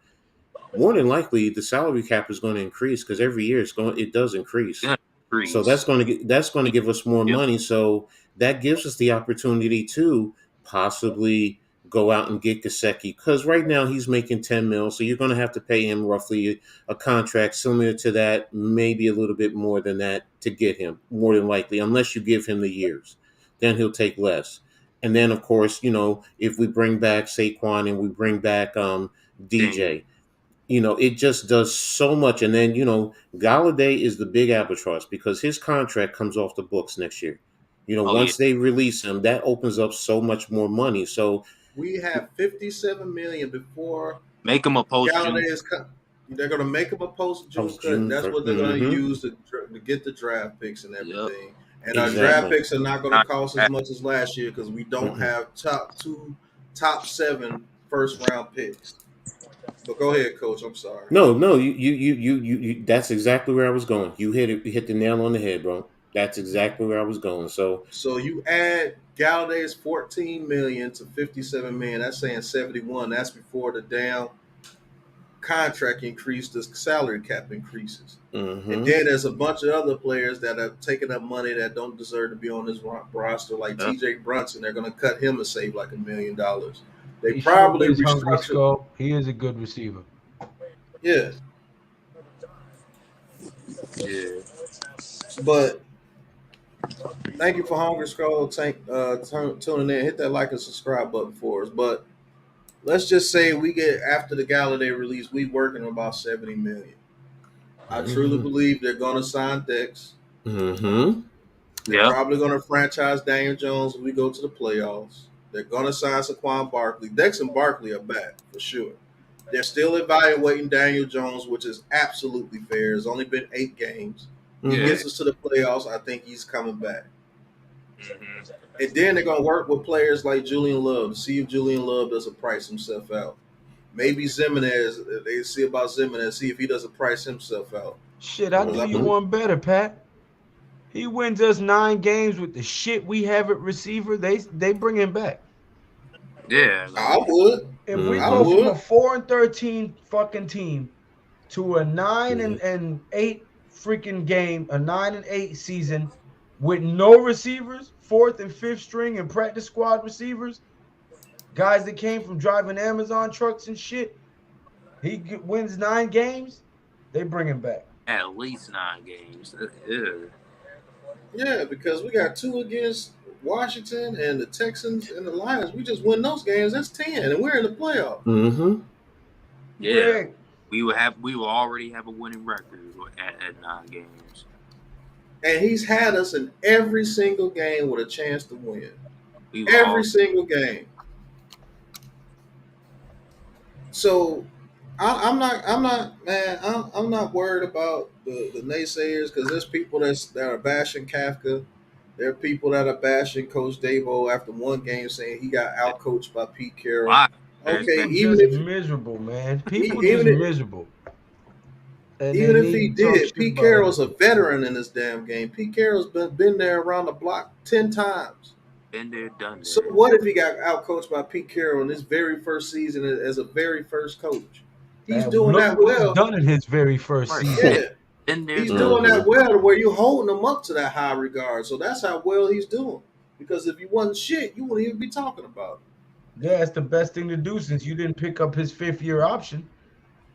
You didn't pick up his 5th-year option, so you got to franchise tag him. Because if you'd have picked up his 5th-year option, it would have been about $26 million for this year. Now you franchise tag him, it's probably like 35. I think it's 32. Again, you playing chess though. Right. Playing chess, I think they like the kid, but they use that as motivation for him. Oh, kid, you're playing for your career life now. We're not. You've been here 3 years. 4. This will be your 4th year. We haven't seen enough to give you your 5th-year option. So we're not going to give you your 5th-year option. We're just going to give you every opportunity to prove to us that you're the quarterback going to the future. We like your skills. You're very talented. But we got to see if you got it up here in the head. I'm hearing people say that that they're lowballing Daniel Jones. I've heard people say that too. That's funny. Here's my statement to that. Were they in the office when something was offered to them? Were they there? Did they see it in writing? First of all, People just be talking out the side of their damn neck. if you, People have diarrhea of the mouth. You ever Hey, notice I just sit back a I'll lot take of the it. I'll take streams it and I one. be quiet? Because my great grandma told me something that made great sense to me as a kid. I'll God take gave it you one 2 further, Lou. ears. God gave you 2 ears and 1 mouth so you can listen twice as much as you talk. That's a fact. And people don't listen to that shit. People just talk, regurgitate diarrhea to their mouth all the time. And you know what else, Lou? Yeah. I don't think they even talked to him about money yet. To begin with, to even be a I low know ball. they ain't talked to They him didn't about talk to money him yet. yet about. And they Yeah, Why would listen you talk to told him him about that. money in the middle of the season? exactly. exactly. So But if you want to go whoever's there, telling you that is lies, man. and if you want to go there, if you really want to go there, all right, it's called negotiations. They're going to That's it. start low.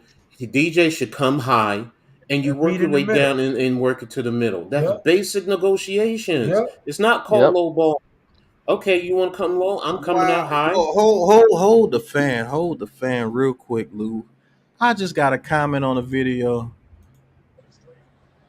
This is by Mr. Fahrenheit. I think I've seen him before. I got a weird one from him yesterday. Go ahead. He said, y'all so-called Giants fans kill me. First of all, Diggs was not the number 1 receiver when Buffalo traded for him. It was Adam Thielen. What? What is you smoke crack, don't you? What? Jump. Go ahead and jump. What? So you said the difference is Allen made Still him a getting number the 1 link. receiver? Miz in the chat asking for the link. So you mean to tell me that Josh Allen made Diggs a quarterback that never threw for 4 touchdowns in the game or even 300 yards in the game? Never did it. But when Diggs get to the team and Gabriel Davis get to the team, he did it 4 times in one season. Man, what? So y'all telling me DJ couldn't have turned Jerry Jeudy or Chase Claypool into the number 1 receiver? Seattle used cover 0 the whole game. They can't run that defense because we don't have a receiver. First of all, if they would have ran cover 1 the whole game, they would have got 8 alive. Man, they had 8, 9 in the box. They were Mhm. loaded in the box. They Stop ran the man run. up and bullied our receivers the whole game. And they ran a spy on Jones so he couldn't run They the whole disguised it. game. There are fans out there that literally will say anything to try to bash this team. You know damn well Stephon Diggs was the alpha receiver with the Minnesota Vikings when he was there. It's wild. That's wild for them to think. Look at Adam Thielen now. Yeah, he's still not their number 1 receiver. No, but I'm just saying he was as Yeah. good as he was because Diggs was there, taking away most of the attention. Yeah. Like people don't understand football, man. They don't understand football, man. Like What's going all on, those Miz? good years, that Shep had is because Miserable. Odell Beckham was here. You know what I mean? That's why Shep was as good as he was.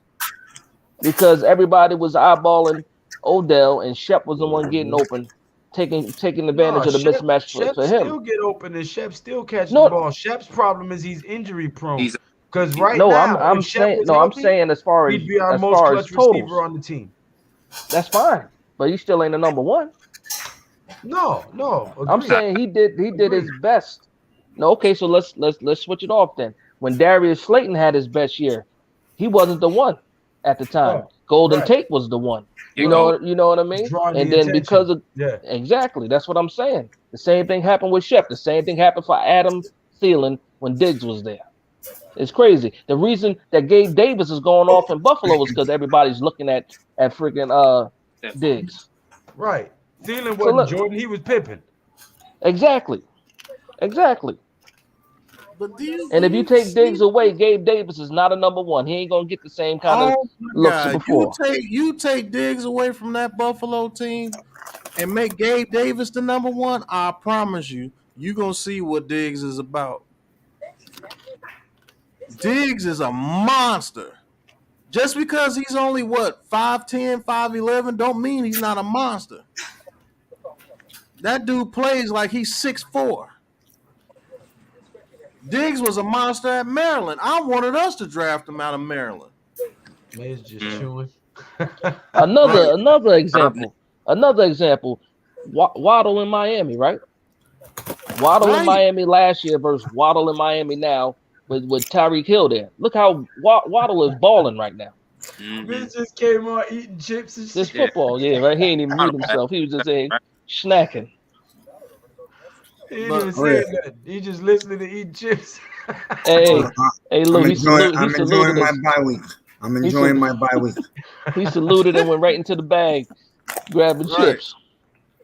So I'm not understanding where it's like you will say the darnest things to try to make yourself right about a situation that you know that you're wrong in, and then use whatever fits your narrative. Yeah. We do it all the time. That's absolutely nuts, man. Like the conversation we were having. Wait. Nyheim Hines gonna make Bills even better. Big loss. Nyheim Hines. Yeah, that's the running back they got from the Colts. He better than Zach Moss.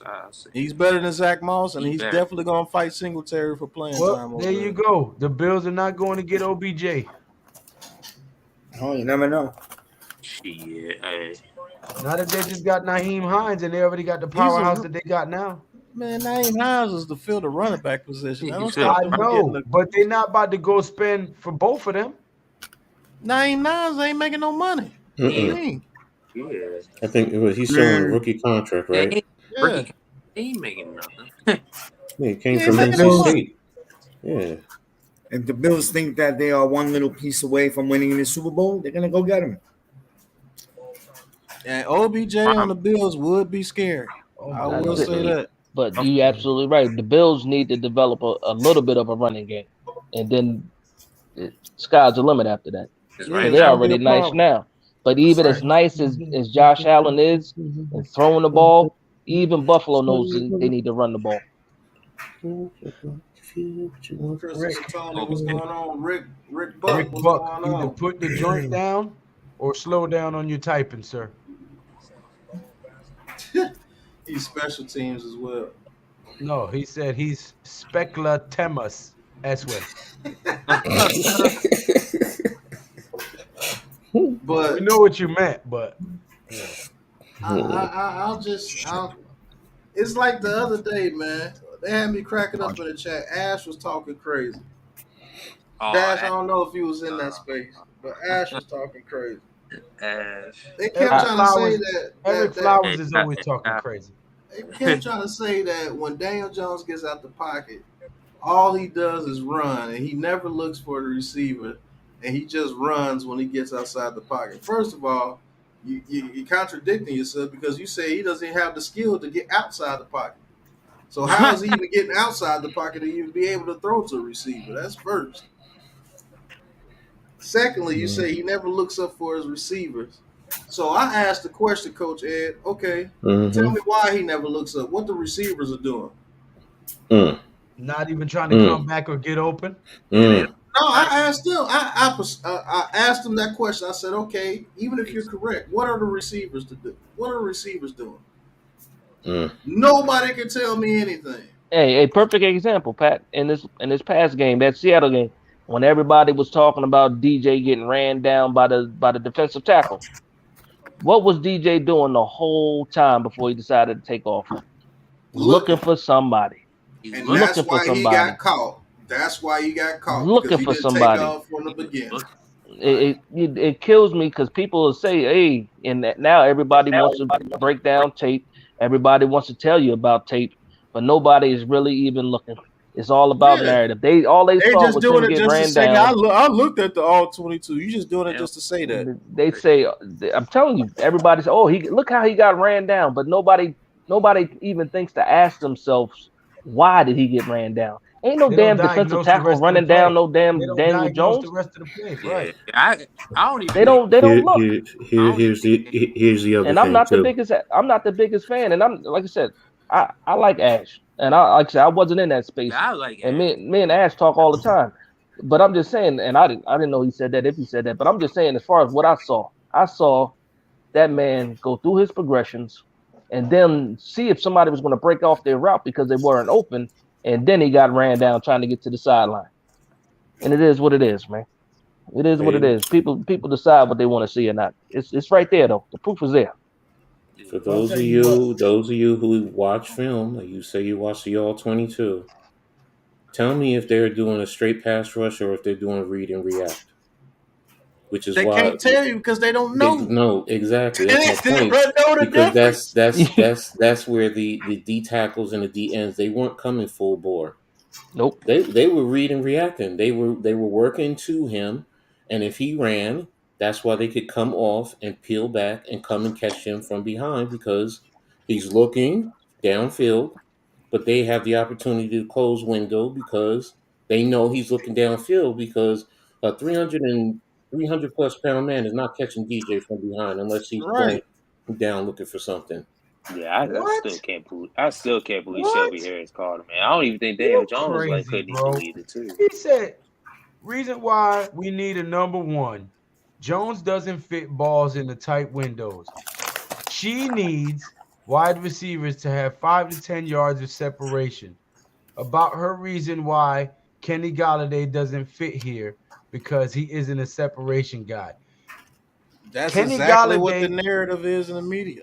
Kenny Golladay hasn't fit because he had a hip injury and he can't create separation. Yeah. Period. So what I'll say to that, Steve, I'll say that's half true. I'll say it's half true. Here's the thing.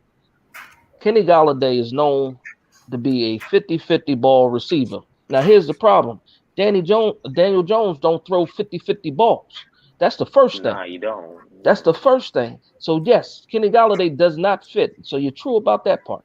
You're absolutely true about that part. But here's the thing. What Kenny Golladay can do is slants.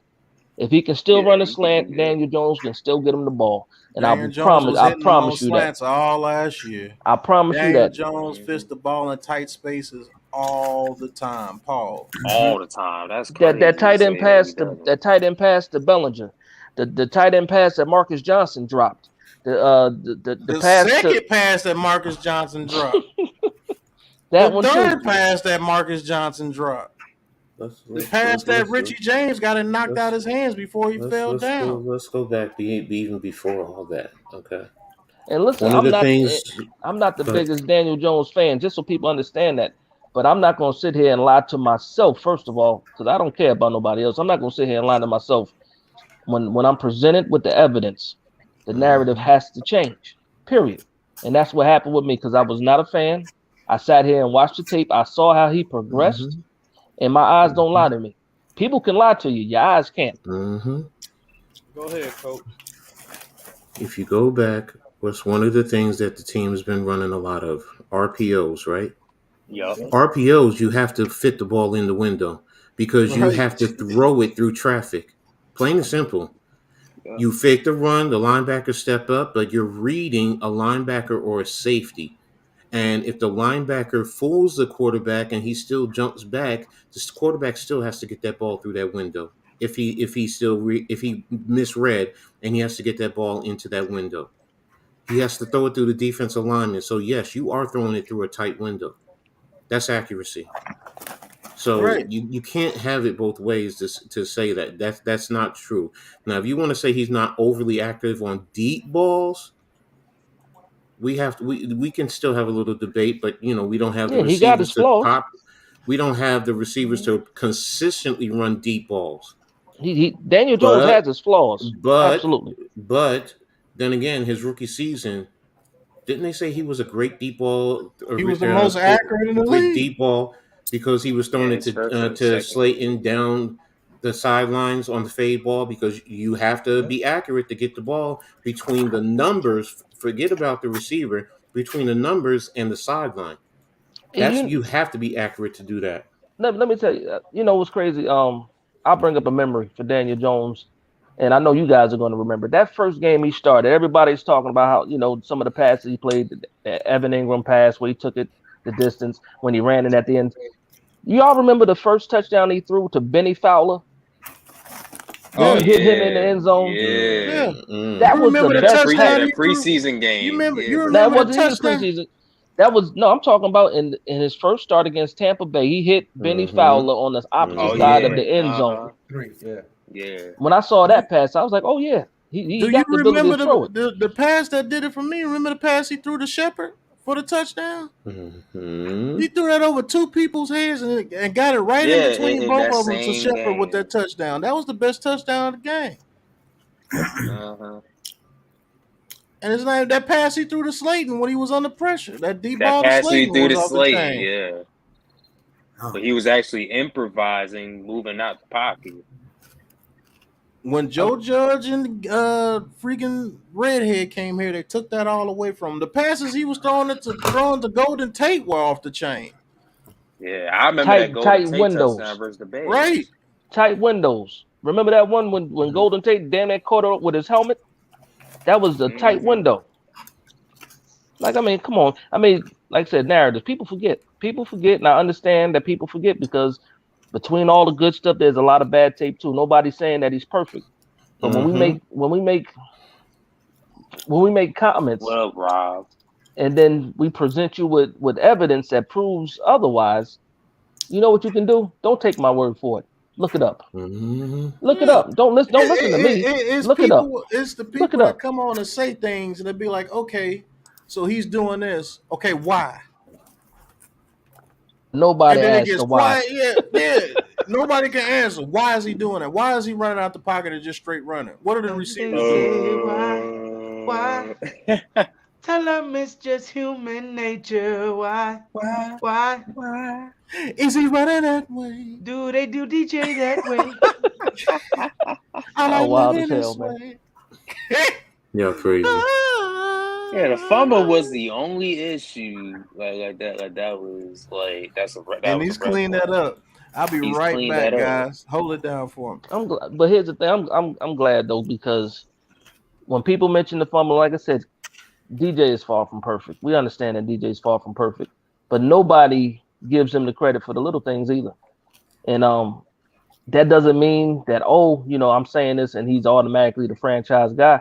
I'm not saying that at all. I just hate when people throw dirt on the man and then it's just not even something they research themselves. They're just regurgitating, like Lou said, stuff that they heard before. And like I said, if you don't believe me, fine, but go ahead and do yourself a favor and look at the tape, and that'll stop you from sounding crazy. Steven. Yeah, at least before you open your mouth, go look at it, because y'all be coming up on Twitter, Facebook, all these social media platforms, sounding ridiculous, and then be standing there and fighting tooth and nail to back up your position with no damn merit. Nothing that you say holds any water. And be sticking to your guns to it like it's gospel. That shit is crazy. Steven, the back shoulder fade is a timing pattern, and it takes a whole boatload of practice. It really does. And to be honest with you, if you don't have faith in your receiver, you're not going to throw it. You're just not. You don't throw it, because if you do throw it and you've been coached up right, that's a pick sixable ball.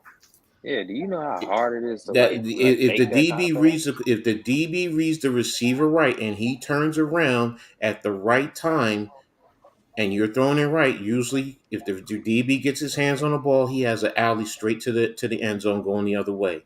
So yeah, it's confidence and it's trust in your receiver that, you know what, he's going to be able to make a play on that ball, or at minimum make sure the DB doesn't get his hands on that ball. So to me, I don't think he has confidence in Golladay since last year. I just don't think he has it. That's me. That could be true too. I seen him hit a back shoulder throw to David Sills though, no problem. And they got a lot of chemistry. Confident. Yeah, they got a lot of. They've done it, 100 times in practice. But what I'll say to this too, when DJ doesn't throw the ball, like everybody says, oh, he missed the guy. Look to see what that cornerback's doing. Because Pat said it before. He said, and a lot of guys on here said it before. They're not backpedaling. If that cornerback is still backpedaling and he's looking at the quarterback, you cannot throw that ball. You can't. Because he's gonna break on it, and then he's gonna break on it. You can't throw that ball to that cornerback has turned his hips. If your wide receiver has no speed and he doesn't command any respect from the DBs, so much so that the man's still in his back pedal, he's covered. Mm-hmm. And that's the perfect example of what happened in Dallas. So it's not that you need 5 to 10 yards of separation. It's that you need some damn separation as a receiver. You need to at least have that cornerback turn his hips. At least. That's what you need. Hips ain't turned. If the hips ain't turned, you can't throw the ball. You can't throw the ball. That's a guaranteed interception, deflection, pass, defend, with tip ball, whatever. If you're lucky, it's a tip ball. Because it's going to be a pick six for somebody that's got any kind of talent at cornerback. OBJ going to Buffalo. Rob. You think so? Yeah. Oh, that's Rob said. Rob said it. Shout out to Rob. He said that. Yeah, he's saying that he'll be playing for the Giants. He's not going to be ready if I'm understanding correctly. And you have an ACL in February to come back in November or Thanksgiving. That's you know what. I've only seen one person get back fast, and that's Adrian Peterson. Yeah. That's it. Everyone else takes at least a year, and then you take an extra year to round into form. Now, I will say this though, Coach. I think it's possible that OBJ is signed by Thanksgiving. That's a different story. I think he'll be signed by Thanksgiving, have a roster spot, and then be playing in December. I think that's possible. Yeah, I could see that because then you're going to be working with whatever team you sign with, their training staff, and you're going to get more care as opposed to being out on your own. So, yeah, I agree with that. And then you can come to speed, too, with the playbook because you're in the building. Yeah, and then when you get back in December, he looks like a guy that's been there and not a guy that's just trying to fit in. What the heck? Chris? Oh, he's talking about Molly Kieran. Ain't Stephen A. Smith a Knicks fan, though? I mean... Yeah, please. Yes, he's a Knicks fan. Why are we talking about that dude? Because of the comment there about Chris. Molly is a Giants fan, and Rex has been talking up the Giants all season. I watch all those shows, man. I like them. I like to listen to crazy people talk. Stephen A. is just... It bothers me. Look, you're a Steelers fan. I don't begrudge you. I know a lot of people in the area that are Steelers fans. That's fine. My father's a Steelers fan, so I don't begrudge that. But how can you talk so much about your New York through and through, but then you bash New York teams? You don't want to root for them, don't root for them. But why, if you're New York through and through, why are you bashing New York teams? That's me. I mean, I could be wrong. But it just seems like every time I hear him talk, because he blames New York for his fucked up hairline. He thinks that the New York air is the reason that he has to have a hairline painted on. It was the water. You know what I'm saying? So he hates everything about New York because he's got a 5 head. But he loves his Knicks. Oh, Monty Burns. He loves his Knicks. I'm a Knicks, baby. He looked like Monty Burns. Smithers. Zero, what's good, man? Christopher Tony, what's up, man? My point was they're not down on the Giants like Chris said. Rex is fair. Orlovsky's a scumbag. All right, Tudo. All right, Tudo. I mean, you're one of the few, bro. You got back in that fast amount of time. But most players... It takes them a year to get, or at least maybe 10, 11 months to just get back onto playing, and then another year to round to form. Steven, Matthew Stafford had chemistry with Galladay before his hip got injured. After his hip got injured, they got his ass out of there. Got him out of here. Hey, trust me. Galladay's been on the team. This is his second season. How many touchdowns does he have for us, Steven? I wish I could highlight your comment. Stephen Aker at 12:08 a.m. He says, why did Matt Stafford have so much chemistry with Galladay, but not nearly better than DJ with the deep ball? Here's the other thing, though. You need to make chemistry with your number one like Eli did with Plax. And the other thing is that's Detroit, man. It was like, what else? Matt Stafford, first of all, Matt Stafford has one of the most talented arms in football. and he Yeah. couldn't win over there. You had to And he go could, put him and on then a team with receivers, and look he what he wasn't did. scared to throw the 50-50. He would throw the 50-50, and that's why Galladay is known for 50-50 Look, balls. case in When point, Eli and Matthew Plaxico Stafford were stunk playing, over there in Detroit. Sorry, when coach. no, that's all right. When And you put him Plaxico over and there with Eli, OBJ, Cooper Cup, and Jefferson, and his ass won a Super Bowl in the season. So you need receivers. Galladay is not it, bro. He also had a defense too, because believe it, y'all saw the kind of interception Stafford was throwing. His defense got him the ball back. Let's not, like I said before, it's a team sport, complementary And football. Stafford be doing crazy. Like, Because not Stafford be throwing some interceptions. interceptions, and that defense bailed him out a lot last year. A lot. A lot. when Plaxico and Eli started working their chemistry, the back shoulder wasn't prevalent then. It was just starting. It was in its infancy. It's not like it is nowadays. And still, the back shoulder fade is about trust. Period. It is. You have to trust your quarterback putting the ball as a receiver, putting the ball at a particular spot. You know where he's going to be able to put it, so you can contort your body to be able to turn one way or another to be able to get that pass. So yes, Eli and Plax they did work on it, but it did take them some time. They didn't get it right off the bat, but they also worked on their trust. Also, during the course of the games, it wasn't just that pass; it was other passes that they did work on. DJ and Galladay do not have that chemistry. They just don't. Yeah, they don't. And I don't think it's gonna work out.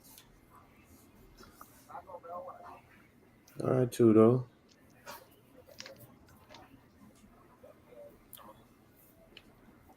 Yeah, exactly, Tudo. You have to prove everyone wrong after you do that. That's a fact. And then People Bookends, see I saw what Bookends at 9-10 put Galladay needs time to get down the field. He's slow. Hey Bookend, Mm-hmm. I'm not throwing him nothing down the field. If I'm the Giants, Galladay is doing nothing but slants. Nothing but slants. Nothing but slants. Nothing. That's it. Nothing but slants. That's Galladay's game right now, because he can still get open on the slant. I believe that.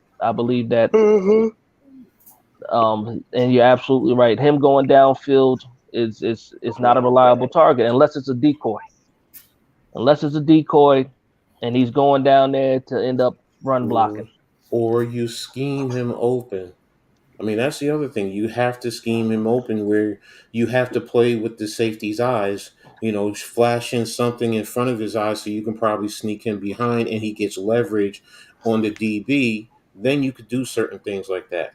But so, Coach, mm-hmm. Coach Ed, so I'm gonna ask you, what do you think Galladay's route tree is right now for him? What works for him? No, I mean, he can run any route tree. It's just that he's not overly fast with it. He's not quick. He's not quick coming out of his breaks. So that's why I say you need schemes. For example, if you have a slot man running a dig and have him come behind with a post, that way you're attacking the safety. Even in a too high look, that safety has a choice. Is he going to play the dig, or is he going to play and stay back to work on the post because he doesn't want anyone to get behind him? And then the QB can pick and choose off the read. Exactly. That's what I mean by you have to scheme him open. Yeah. You can't trust him to just, all right, go out there and be a baller and make a play and use his athletic ability to. But you can say that for the whole team, though, too, Coach. Yes. For every one of these why receivers. it's so hard. That's why it's so hard. Exactly. We talking about a number one receiver that can go out there and just like, hey, look, beat the man across from you, route his ass up. Exactly. Exactly. I mean, we don't have receivers the who Eagles know. and the Texans. Yeah, Eagles and the Texans. We don't have receivers that can stack on a DB, and then the quarterback puts the ball because he knows once he's stacked, he's going to beat him. So he can put the ball in certain places. We don't have receivers who can get DBs twisted and, like, you guys were just saying, get the DBs out of their back pedal and get their hips twisted. And then you double move on them or even triple move on them. We don't have that. We don't have that. So. Okay, so tomorrow, the Philadelphia Eagles, our division rivals, will be playing the Houston Texans, which is our next opponent coming up after the bye. So make sure you join us tomorrow at G Nation Inside Sports, where we will be scouting our next opponent and keeping an eye on our division opponent as well. We'll get a 2-for-1 tomorrow. Get 2 monies tomorrow, but Tell them like and subscribe too. Right. I like this quote right here about Rob. He says, "People see Allen and Mahomes and think every QB can do what they do, or think if they can't, they suck." That's true. Yeah. That's true.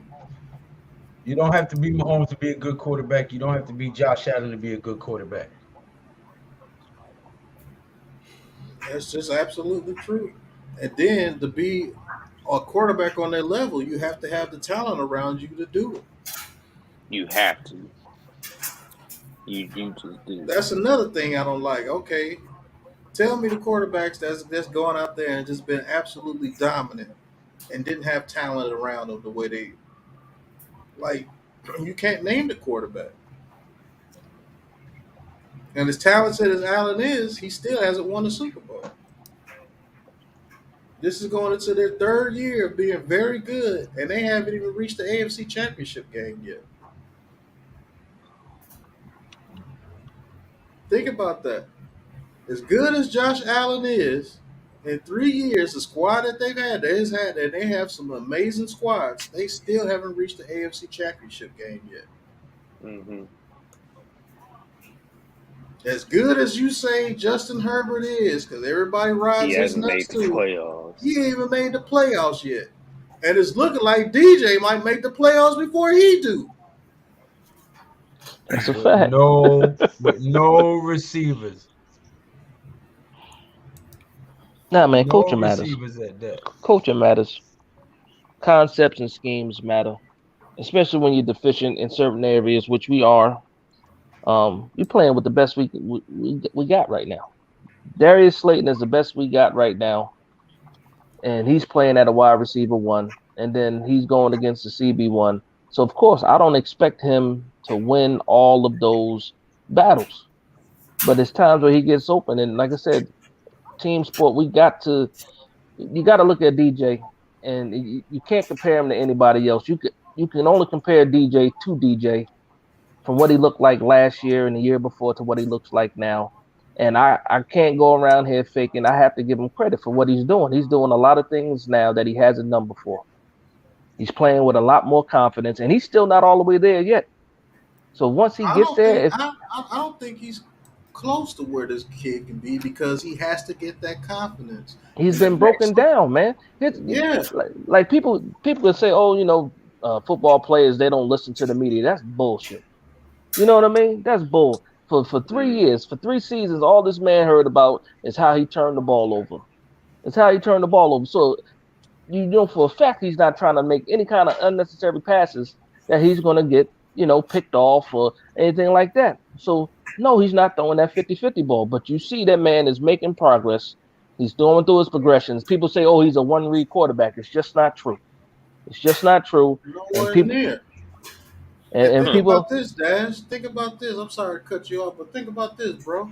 Now you good. If he goes out there and throws those 50-50 balls, and we all know our receivers are not those type of receivers. He throws those 50-50 balls, and let's just say over half of them are incomplete and the other half of them they're picked off. Guess what you're going to say about DJ? He sucks. His decision-making is terrible. That's exactly what you're going to say about him. He's in a lose-lose situation with these guys, man. Lose-lose. You want him to throw the ball deep, and then when he gets the interceptions and his completion percentage is only 58%, he sucks. Oh, but he's smart. He's not going to do that and force it deep to these guys, and throws about 67% completion percentage and wins his comeback games. Oh, he sucks. He can't push the ball down the field. Oh, they don't open up the offense because he sucks. He can't throw. That's another thing. All of a sudden he's dumb, and they got to dumb down the offense. Like what? He's doing more now than he's done before. University, bro. Like he's doing more now than he's done before. The man got the wristband now. That's enough proof. Wristband. And that's another. He didn't even have a wristband with Didn't Joe even have a Judge. wristband, and all of a Yeah. sudden they dumbing it down for him now. Hey, Look, remember what? I was the first one to mention that? Yeah, when Taj mentioned, I said, you know what? He don't have a wristband. So that's telling me that he got one play. Whatever they tell him in the helmet. Not only that, when he audibled, Jason Garrett was visibly disgusted on the sideline, even though he got the first down with what he checked into. It's ridiculous, man. This man, that's how bad the coaching was. He didn't even have a wristband. Like everyone should have. He said, "Look at you, son. You haven't even got a name tag. Why don't you just lay down?" Right. But you gonna sit here and tell me, oh, coaching don't matter. But as soon as Justin Herbert messes up, oh, the coaching over there sucks. They're holding him back. I can't stand the hypocrisy. Be the same way with each quarterback. Mm-hmm. Yeah. That's crazy. Oh, that coach is gonna get fired over there. That's what it is. That's what it is right there, Pat. That's exactly what it is. Is they don't like a guy. Yeah. Oh, number one receiver shouldn't matter, but Joe Burrow looks like a shell of himself when Jamar Chase goes down against the Cleveland Browns. That has a good defense to where, okay, we can double team T. Higgins until the end of the game and then he mouses somebody, but that was a garbage touchdown. I got a perfect example too of coaching, and we switch it off for the quarterback position. How many people were ready? I was one of them, ready to bury O'Shane Zimenez, right? Ready to bury him. Wink saw something in him, saw a skill set, and then what? He blossomed, right? He's hurt now, but that's nothing. Then another guy, Julian Love, was an afterthought. And look how he's playing right now. Arguably, probably one of the best defenders on the team. He don't want to clean house. He damn sure don't want to clean house. He just did a press conference talking about how this team is full of fighters, and he didn't go bet the farm on a receiver because we've gotten to 6-2 with these scrappy group of guys. I don't think he wants to clean house at all. I think he wants to add. He wants to build a foundation so that we can build a New York City skyscraper, a dynasty, a team that wins for 6 to 8, 10 seasons, brings home about 3 Lombardis in a decade. That's what that man is trying to do. But the fan base is so microwave-based, want everything now, gimme, like a bunch of spoiled toddlers at a McDonald's playhouse, that this is what the hell we have to deal with. That's what some of these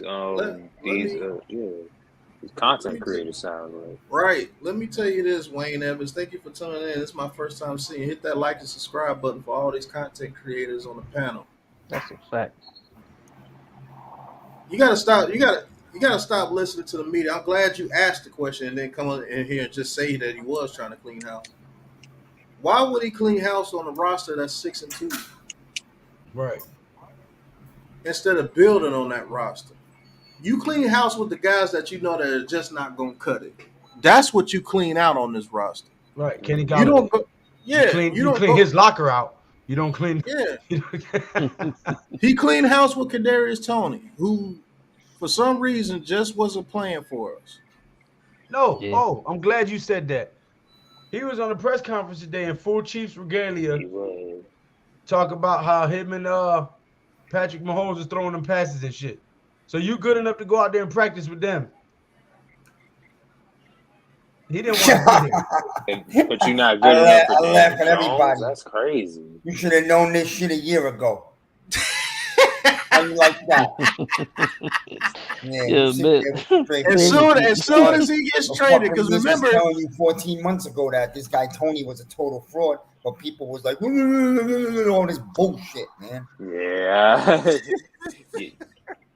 Speak your piece, man. Like the whole time about Tony. Come on. I saw him running around the field today. I expected it. He's going to play next week.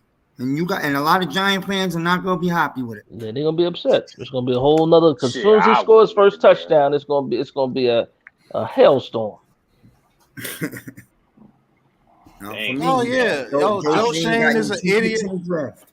Joe Schoen is an idiot. They can't wait to say it. What's going on, Alex? If you want to come on real quick, I'll put the link What in the happened chat. to be in a show that was on earlier? All right, Rob. I won't mention names, but you all know who it is. Good night, bro. Thank you for being here, He was Wayne. on his Please show hit that saying that subscribe button so you can make sure Sports as well. Joe Schoen is fraud and garbage, and I couldn't believe Yeah, I what know was you reading. talk about Biz. Yeah, I so was there too. you know I was the in Miz there. was dying to go Me in too. on this guy. I don't care who he thinks he is. I was about to go at him big time, but I said no. I just left the damn show because I couldn't even bother. They, You you said- know, certain who people said it? don't allow You the said- streams. Fisk.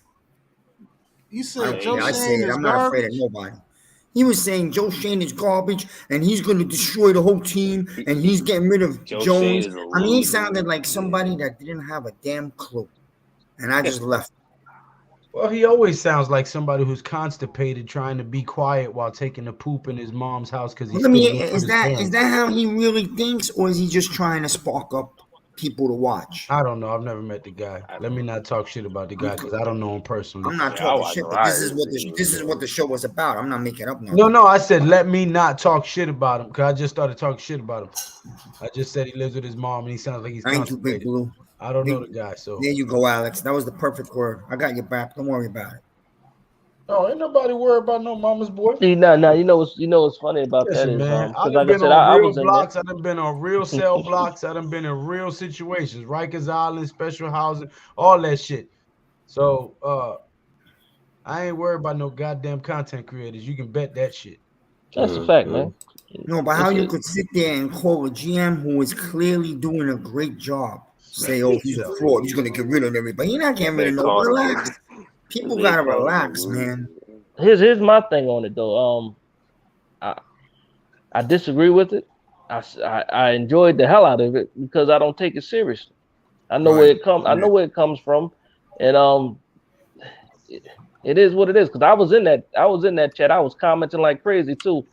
But in that certain situation, they don't read comments unless you spent money. They read the super chats. They read the super chat. So it is what it is. It is what it is in some cases. I wish they would open up a StreamYard because I damn sure would love to have a conversation with all of these guys. People who can't have an intellectual conversation are not going to let you in to give a educated or informed opinion because then. You know, they lose every leg that they thought they had to stand on. Yeah. You know, so. No, I'm just saying I would love to have the discussion. You know what it's called, fellas? It's called pandering. Ignorance is bliss. It's called pandering. It's called pandering to your audience. It's what the media does all day. They pander to the audience. They figure out exactly what the audience thinks. They figure out how they think. And I could easily come on here and just say the stupid shit like, oh, Joe Judge doesn't want anybody. Why do you think that video that I did, I was laughing the whole time because I was catching so many people off guard when I said that Joe Schoen didn't sign a receiver, so DJ's future here is bleak. And I caught people off guard after the first 40 seconds. I said the rumor was true, and then I started laughing. I ain't gonna lie, you kind of got me off guard too. I called his ass. I was like, "You fucking traitor!" You see what I'm saying? But that's the way I figure out who watched the full content, who's watching the content, because there's a lot of people that commented and saying I was completely out of my mind, and I commented back, did you go through the full video? Because obviously you didn't, because you think I was saying that DJ is gone. See, that's called playing chess. That's called seeing exactly who goes through my whole video and watch my content. Instead of just looking at the title. Traps? Yeah, just looking at the title and going off what the title say. You see what I'm saying? I don't know who you are, Dave Gettleman, but you got to show your picture, bro. Oh, Dave Gettleman's coming on? I love him. Oh, boy. You got to show me you're a real person before you come on here, bro. Yeah, we ain't you got to be vetted. You got to vet them before they get on. That's Frank Dank, isn't it? That probably is Frank Dank, to be honest with you. We'll find your IP address and I'll pop up at your door like motherfucking Men in Black. I know that they get Frank Dank. Ain't gonna be no Free Willy on our streams. Nah, but I do enjoy. I enjoy the content, man, because some things I could take seriously, some things are just fun. Um, and I think it was fun. I could, some of the stuff they say, you get mad at, but then you just realize who's giving the information. That's why I can't get mad at it. And Miz, you shouldn't get mad at it either. No, I don't. I just not with those guys because I never even go in their shows. But it just happened to be on, and then when I heard the first two sentences, I couldn't believe it, and I was like, "Oh, this has to be a phony show." So I take football so seriously. I never could do a show about trying to stir up the pot. But me, everything is like real serious when it comes to football. Yeah. I don't know. Some people, I guess, it's about. Well, I knew it was going to be something yesterday when I saw the video. Can't be the serious video about thumbnail anything because they're a joke. I saw the video thumbnail with Joe Schoen with the clown nose. I knew it was going to be something after that. Yeah, come on. That's so stupid. Yeah, I told you, they just do content based on what they feel people are doing, thinking at the time. I mean, but it's smart. It's smart. The part that I hate is that a lot of people listening, real Giants fans are listening, and they're buying a lot of that information. That's the part that gets me. That's the part that I don't like. I don't mind content creating, but when you got a semi-large following, you figure in the Giants community, if you got 5,000, 6,000 subscribers, that's fairly large for the Giants content creators. That's a lot of people in there just taking that information in, and some people are really coming here, like tonight, leaving that show, coming here, and trying to spit that same information. And when you present it with the truth, you see what happens. Back to what I just said a little while ago about exactly, Lou. ESPN, NFL Network, and hearing a bunch of shit, and then they go somewhere else to try to regurgitate it to make themselves sound like they're smarter than they are. And little do they know that they're pushing a false narrative. They messed it up. They didn't even repeat it right, and now they sound dumb as shit. But All right, Dave Gettleman, I'm gonna give you a chance. Frank Thank. I think this is Frank Thank. So hold on. If you free Willie on this stream, bro, I promise. That's a fact. I promise. Hey, was it Chris Poncio? Yes, I do think we get a wide receiver in the draft. I know for a fact there were two teams who would have taken him in front of 17. I know that for a fact. So, Tom, it's tough. It really is. It wasn't easy for me to pass up Josh Allen. It was, that for me, in my background, that was very, very difficult. But I think that much of Daniel Jones. Why didn't you wait until 17? Well, I know for a fact there were two teams who would have taken him in front of 17. I know that for a fact. So, Tom, it's tough. It really is. It wasn't easy for me to pass up Josh Allen.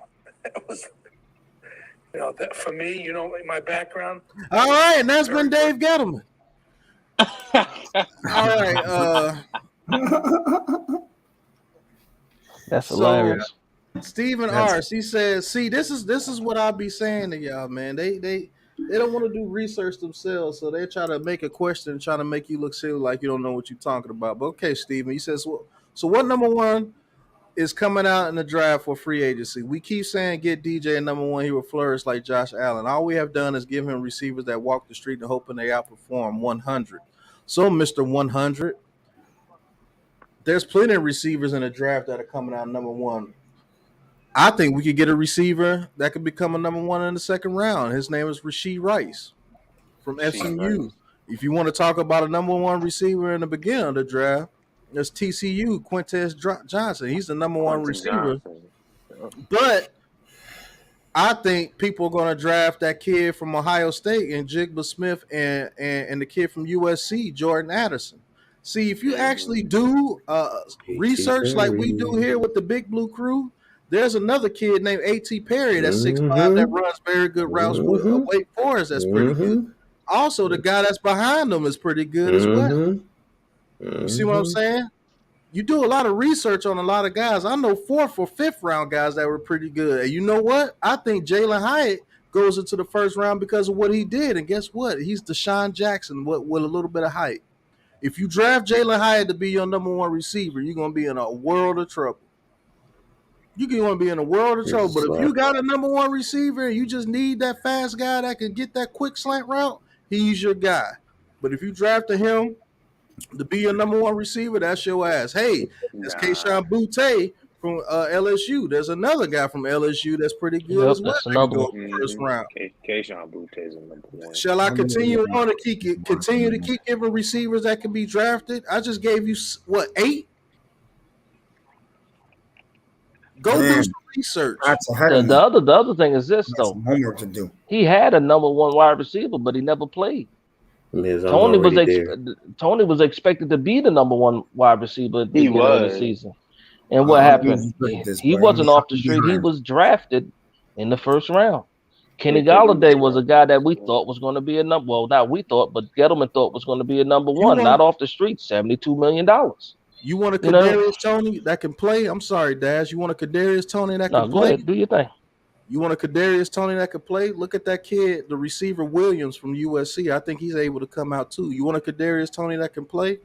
If you got a number one receiver and you need that luxury receiver that could just route some people up, and he's not that tall, but look at Williams from USC. He's going to be a lot better too. He's definitely a guy that could go to a good team like the Chiefs or the Bills or someone like that, or the Chargers. He would be perfect for the Chargers to replace that the number 2 on the Chargers. You know what else though? Look, going back to his comment, he said the flourish like Josh Allen. They gave Josh Allen, and we keep going back, Stephon Diggs. Jerry Jeudy is not Stephon Diggs. Chase Claypool ain't Stephon Diggs. Calvin Ridley ain't Stephon Diggs. No. You can't slap a Mercedes sticker on a Ford and call it and call it a Mercedes. You know what I mean?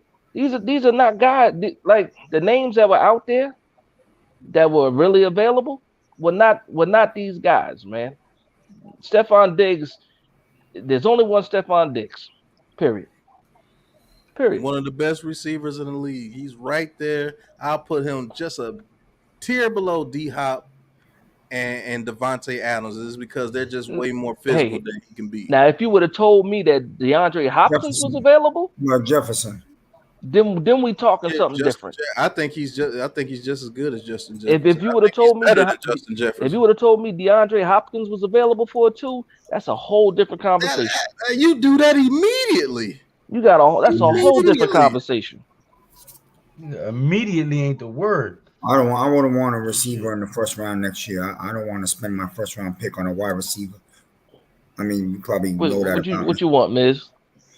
I mean, you could go get me receivers in the second and third rounds if you want, but I think in the first round, continue building the trenches, or maybe there's a big time linebacker. I don't know, The linebacker from Oregon, Sewell's little brother. Yeah, Penny Sewell's look at him. Yeah, he's very good. I think that's the top linebacker in this draft. And they got him bottom of the first round. So if he's there, Sewell and Beavers, I'm with that. Tudo says, gentlemen, it's been an honor and a privilege to hang out with everyone in the chat. We have to get up and start our daily workout. God bless. Much love and respects to everyone. Have a good night, Tudo. As always, Tudo. Salute. Stay safe. You also might sign a receiver in free agency. It doesn't have to be the best receiver in the league. You know what I mean? See what's out there. There's a couple of guys that's gonna be available in this free agency.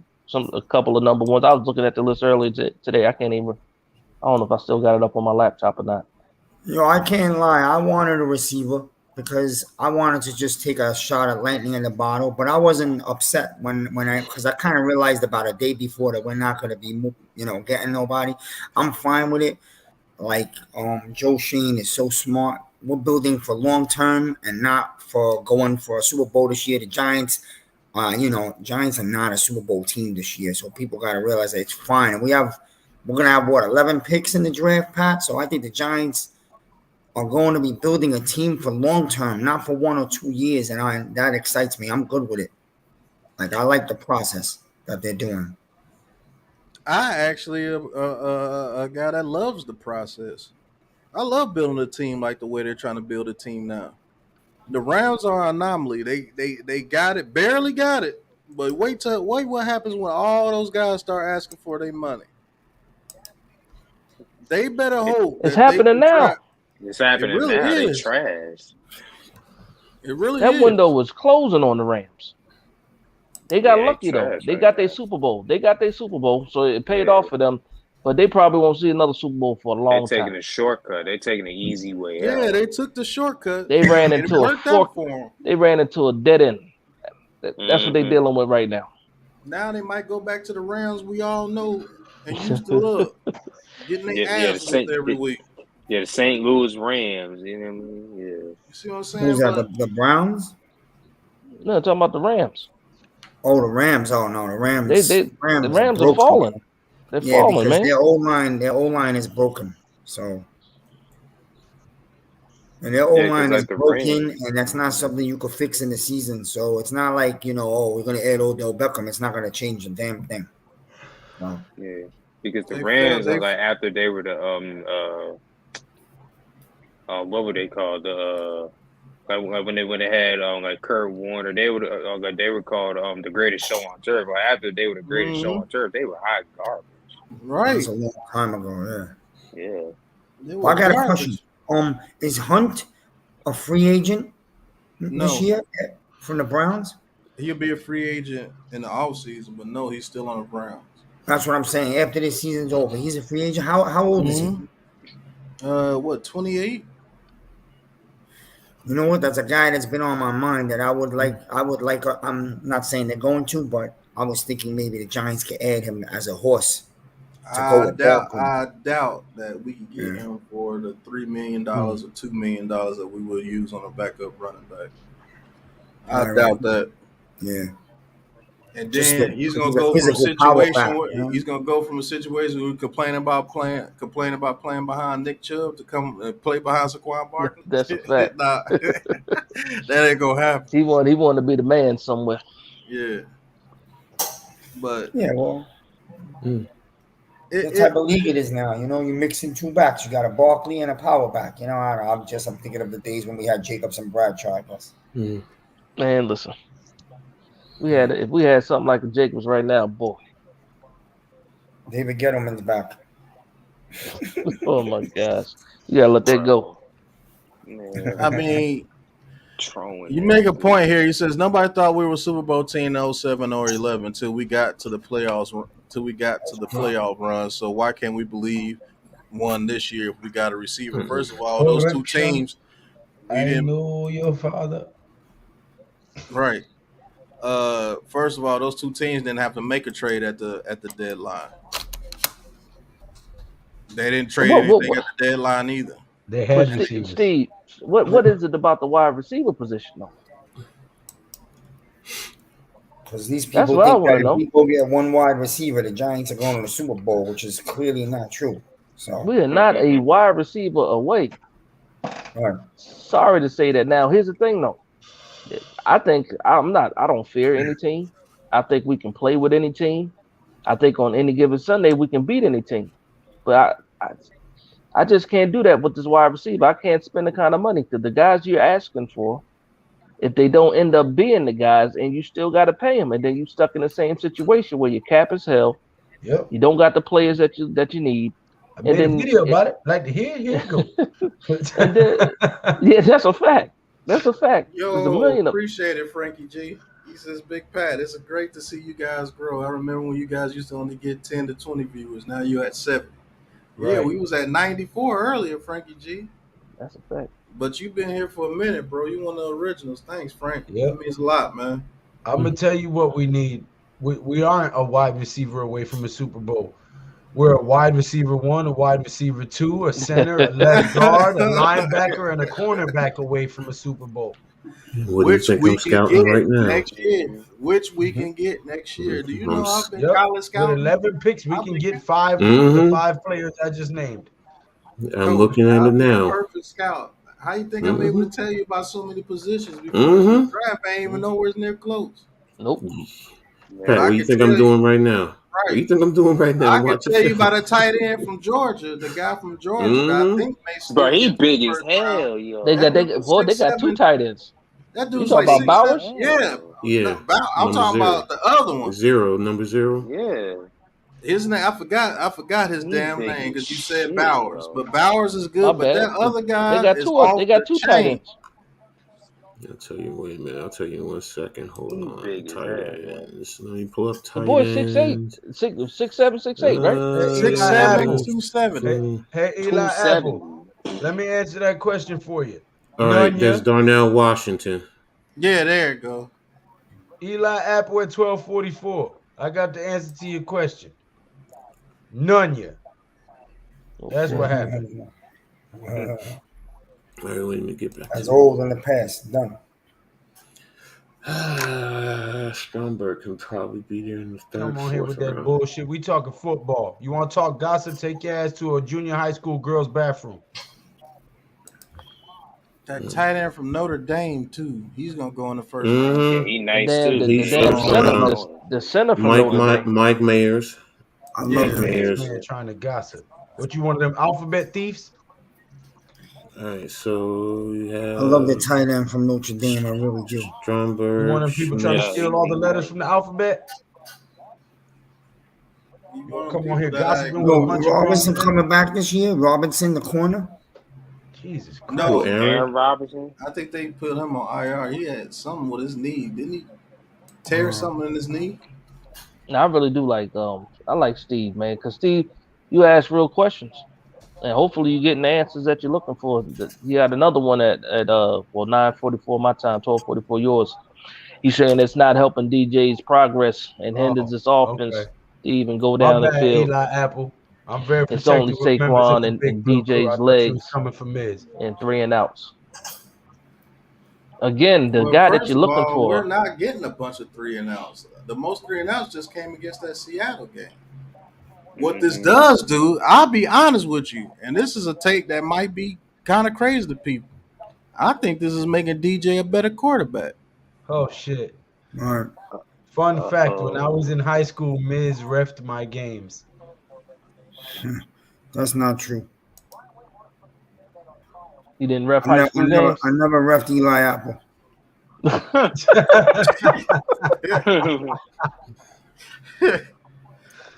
But I think this actually helps DJ. Because if he's going through a tough time like this with these guys playing with these receivers, when you get him some guys out there, and it becomes a whole lot easier because the offensive line is going to get better next season. You know what? I understand. I understand because, like I said, we've been losing for so long. We get a taste of victory, right? And of course, you want to run the table. You want to go all the way to the Super Bowl. So I understand that the want for that wide receiver is just the guys that you want or the guys that you think you want are not out there. They're not out there. They're not available out there. Like I said before, you can't compare Judy to somebody like a DeAndre Hopkins or a Devontae Adams. Those are true number ones. Those are guys that make a difference on the team. And even those guys, look at Devontae Adams on the Raiders right now. What is he doing? Coaching matters too. The team matters. The team I'll game. tell you what's wrong with the Raiders. That stupid ass coach, Josh McDaniels. Garbage. I know it ain't him. so. It ain't just about the number one helps, but it's about this scheme, man. It's about this scheme, and it's about this team. At the end of the day, we're still winning 6 games without this number one receiver, this phantom guy that everybody wants, man. And I understand where it comes from, but he's not here. So either you riding with the guys like we riding with the guys that's on the team, or you can keep on hoping that somebody's going to come in here on the white horse and save Daniel Jones or save the Giants. It's not happening. We got to get it out the mud. We getting it out the mud, man. I think DJ playing with these receivers is helping him because he's learning how to win tough games, and he's not forcing the ball to one person either. He's not forcing the ball. It's making him scan. It's making him scan the field like a mother. I'm trying to get that man a crutch. You don't need a crutch. A whole lot. Carl Banks said that today. He said maybe it's not hurting him to not get a receiver. Maybe it's helping him. That's a fact. Right, because it's making him play quarterback like a mug. And so when he finally does get it, it's going to be easy as hell. You mean to tell me he beating them deep like this? After the first time he missed, you see him do it again? Okay. Damn, he open again? Okay, here you go. Damn. He routing the shit out of these dudes out here. Okay. But hey, fellas, I'm getting up out of here. I'm getting up out of here, y'all. Yeah, it's almost 3 hours. I enjoy the time every time. Y'all already know it. You still going strong too. 78 people in here. Shout out to the chat. Shout out to the people watching and all that. And subscribe to all these content creators, man. That's a fact. Right. That's a fact. But y'all guys have a good night, man. But yeah, I'm gonna go ahead and wrap it up. All of us pretty much got to be at work in the morning. Miz ran out of chips. Coach been asleep for the past 2 hours. He just been holding on. Coach over there scouting. Coach scouting. Yo, I'm actually watching film. I'm actually watching film. Yes, Coach, don't feel bad because after every live, I'll go and watch some players that I think that could be Giants from college every night. That's how I know the shit. That's a fact. Yeah, that's bad, man. That's bad. But hey, shout out to everybody who stopped by, who commented, even if your opinions differed from ours. We appreciate the interaction. We make this content so that we can talk with you guys and get your views and opinions and give ours as well. So make sure you subscribe to Big Pat Sports Talk, the amazing world of sports with Coach Ed Gladney, Miz and the Miz Day, Big Dash Nose, Super Taj Giants, aka the Tasmanian Devil, hardest working man on Twitter. And don't forget to subscribe to G Nation Inside Sports and come check us out tomorrow. Mr. 11-6. Don't be modest. That's right. 11-6 himself. Come check us out tomorrow on G Nation Inside Sports as we scout the Texans. Our upcoming game is against them. And we also get a sneak peek at the Philadelphia Eagles, who is our division rival. So we get a 2-for-1 tomorrow on Thursday Night Football at G Nation Inside Sports. And I think the guy who was Dave Gettleman, I seen the color of your hand. That might be Logan. Oh, Logan, man. That might be Logan. I saw the color of your hand. I remember how your little stupid same guy hand that's looked. Joe Judge. Yeah. They just keep switching. That's Joe Judge, Dave Gettleman, Geno Smith. Shout out to Jersey. It might be Logan that's coming on here, man. Hope you're doing all right, kid. Yeah, but I still talk to him. Honestly, I hope you're doing all right. Yeah, man. I hope he's doing all right too. I've reached out to him a few times on Twitter and stuff. Yeah, he's doing all right. Yeah. I don't dislike the kid. I don't know what the hell happened while I went to New York. I spoke to him last week. I got a call. His father, Corey's not doing well. I think he's battling cancer. Yeah. So try to reach out to him. I'm gonna call Corey. I tried to call him last week. He told me that I should call him a couple of days later. So I guess he was dealing with whatever he's dealing with, but he's going through it right now. So damn. Yeah. Prayers for him. Yep. Hey. Yeah. Like I said, man. It gets better. If you need to talk, you know we on Twitter and everything, man. Like I said, just keep your head up. Hopefully your dad is doing well. Even if it's not you, just Logan in general, keep him in your prayers, man. Because that little kid needs prayer, man. He does go through a lot. Yeah. So, Benny, who was Benny? Frankie, who was Benny? Oh, Little Benny. You talking about Little Benny? Little Benny, yeah. I haven't seen him. He probably in honors class somewhere, man. That kid's smart as I don't know what. He talked more football than a lot of these guys on here. I miss Little Benny. Little Benny was smart. He's running for president. In 2 years, he'll be running for president. When he's your damn governor or whatever he's gonna become, he's definitely gonna be something in politics or whatever he wants to do. That little kid's smart as shit. All right. But I'm not Logan. He said, man. STG, I'm not Logan. Whoever you are. Oh, okay. Dave Gettleman, Joe. But also, I don't know if we mentioned it. Probably I missed the first half of the show, I guess. But Tom Coughlin lost his wife this morning. Yeah, we mentioned it earlier. Yeah. Y'all keep Coughlin in your prayers for real too, because that was his rock, man. That man loved that woman. You know all them damn grandkids and everything they had, man. Pray for that whole family, man. That woman was the rock of that family. Yeah, a nation of Coughlins. Right. And then Chris Lee gave him some more. Yep. Right. Can't forget what Coughlin did for this organization. There's no way we could ever forget that. Nope.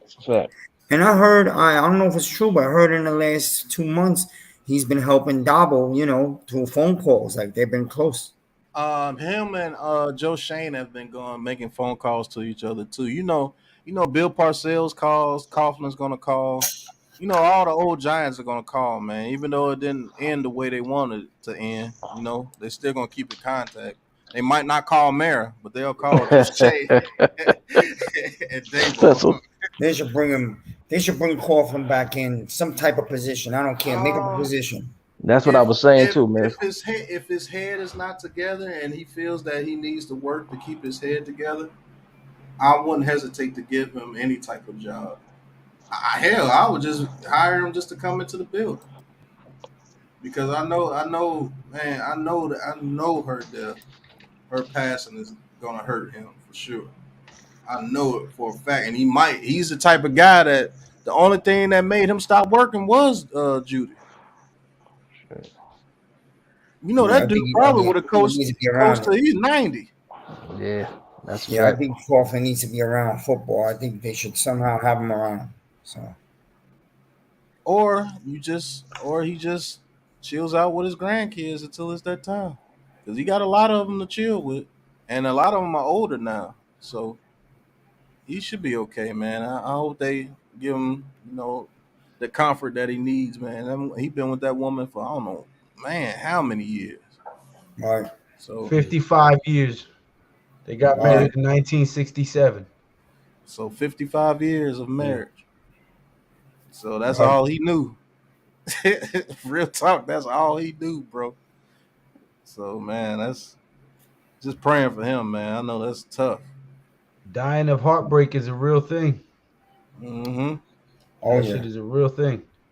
100%.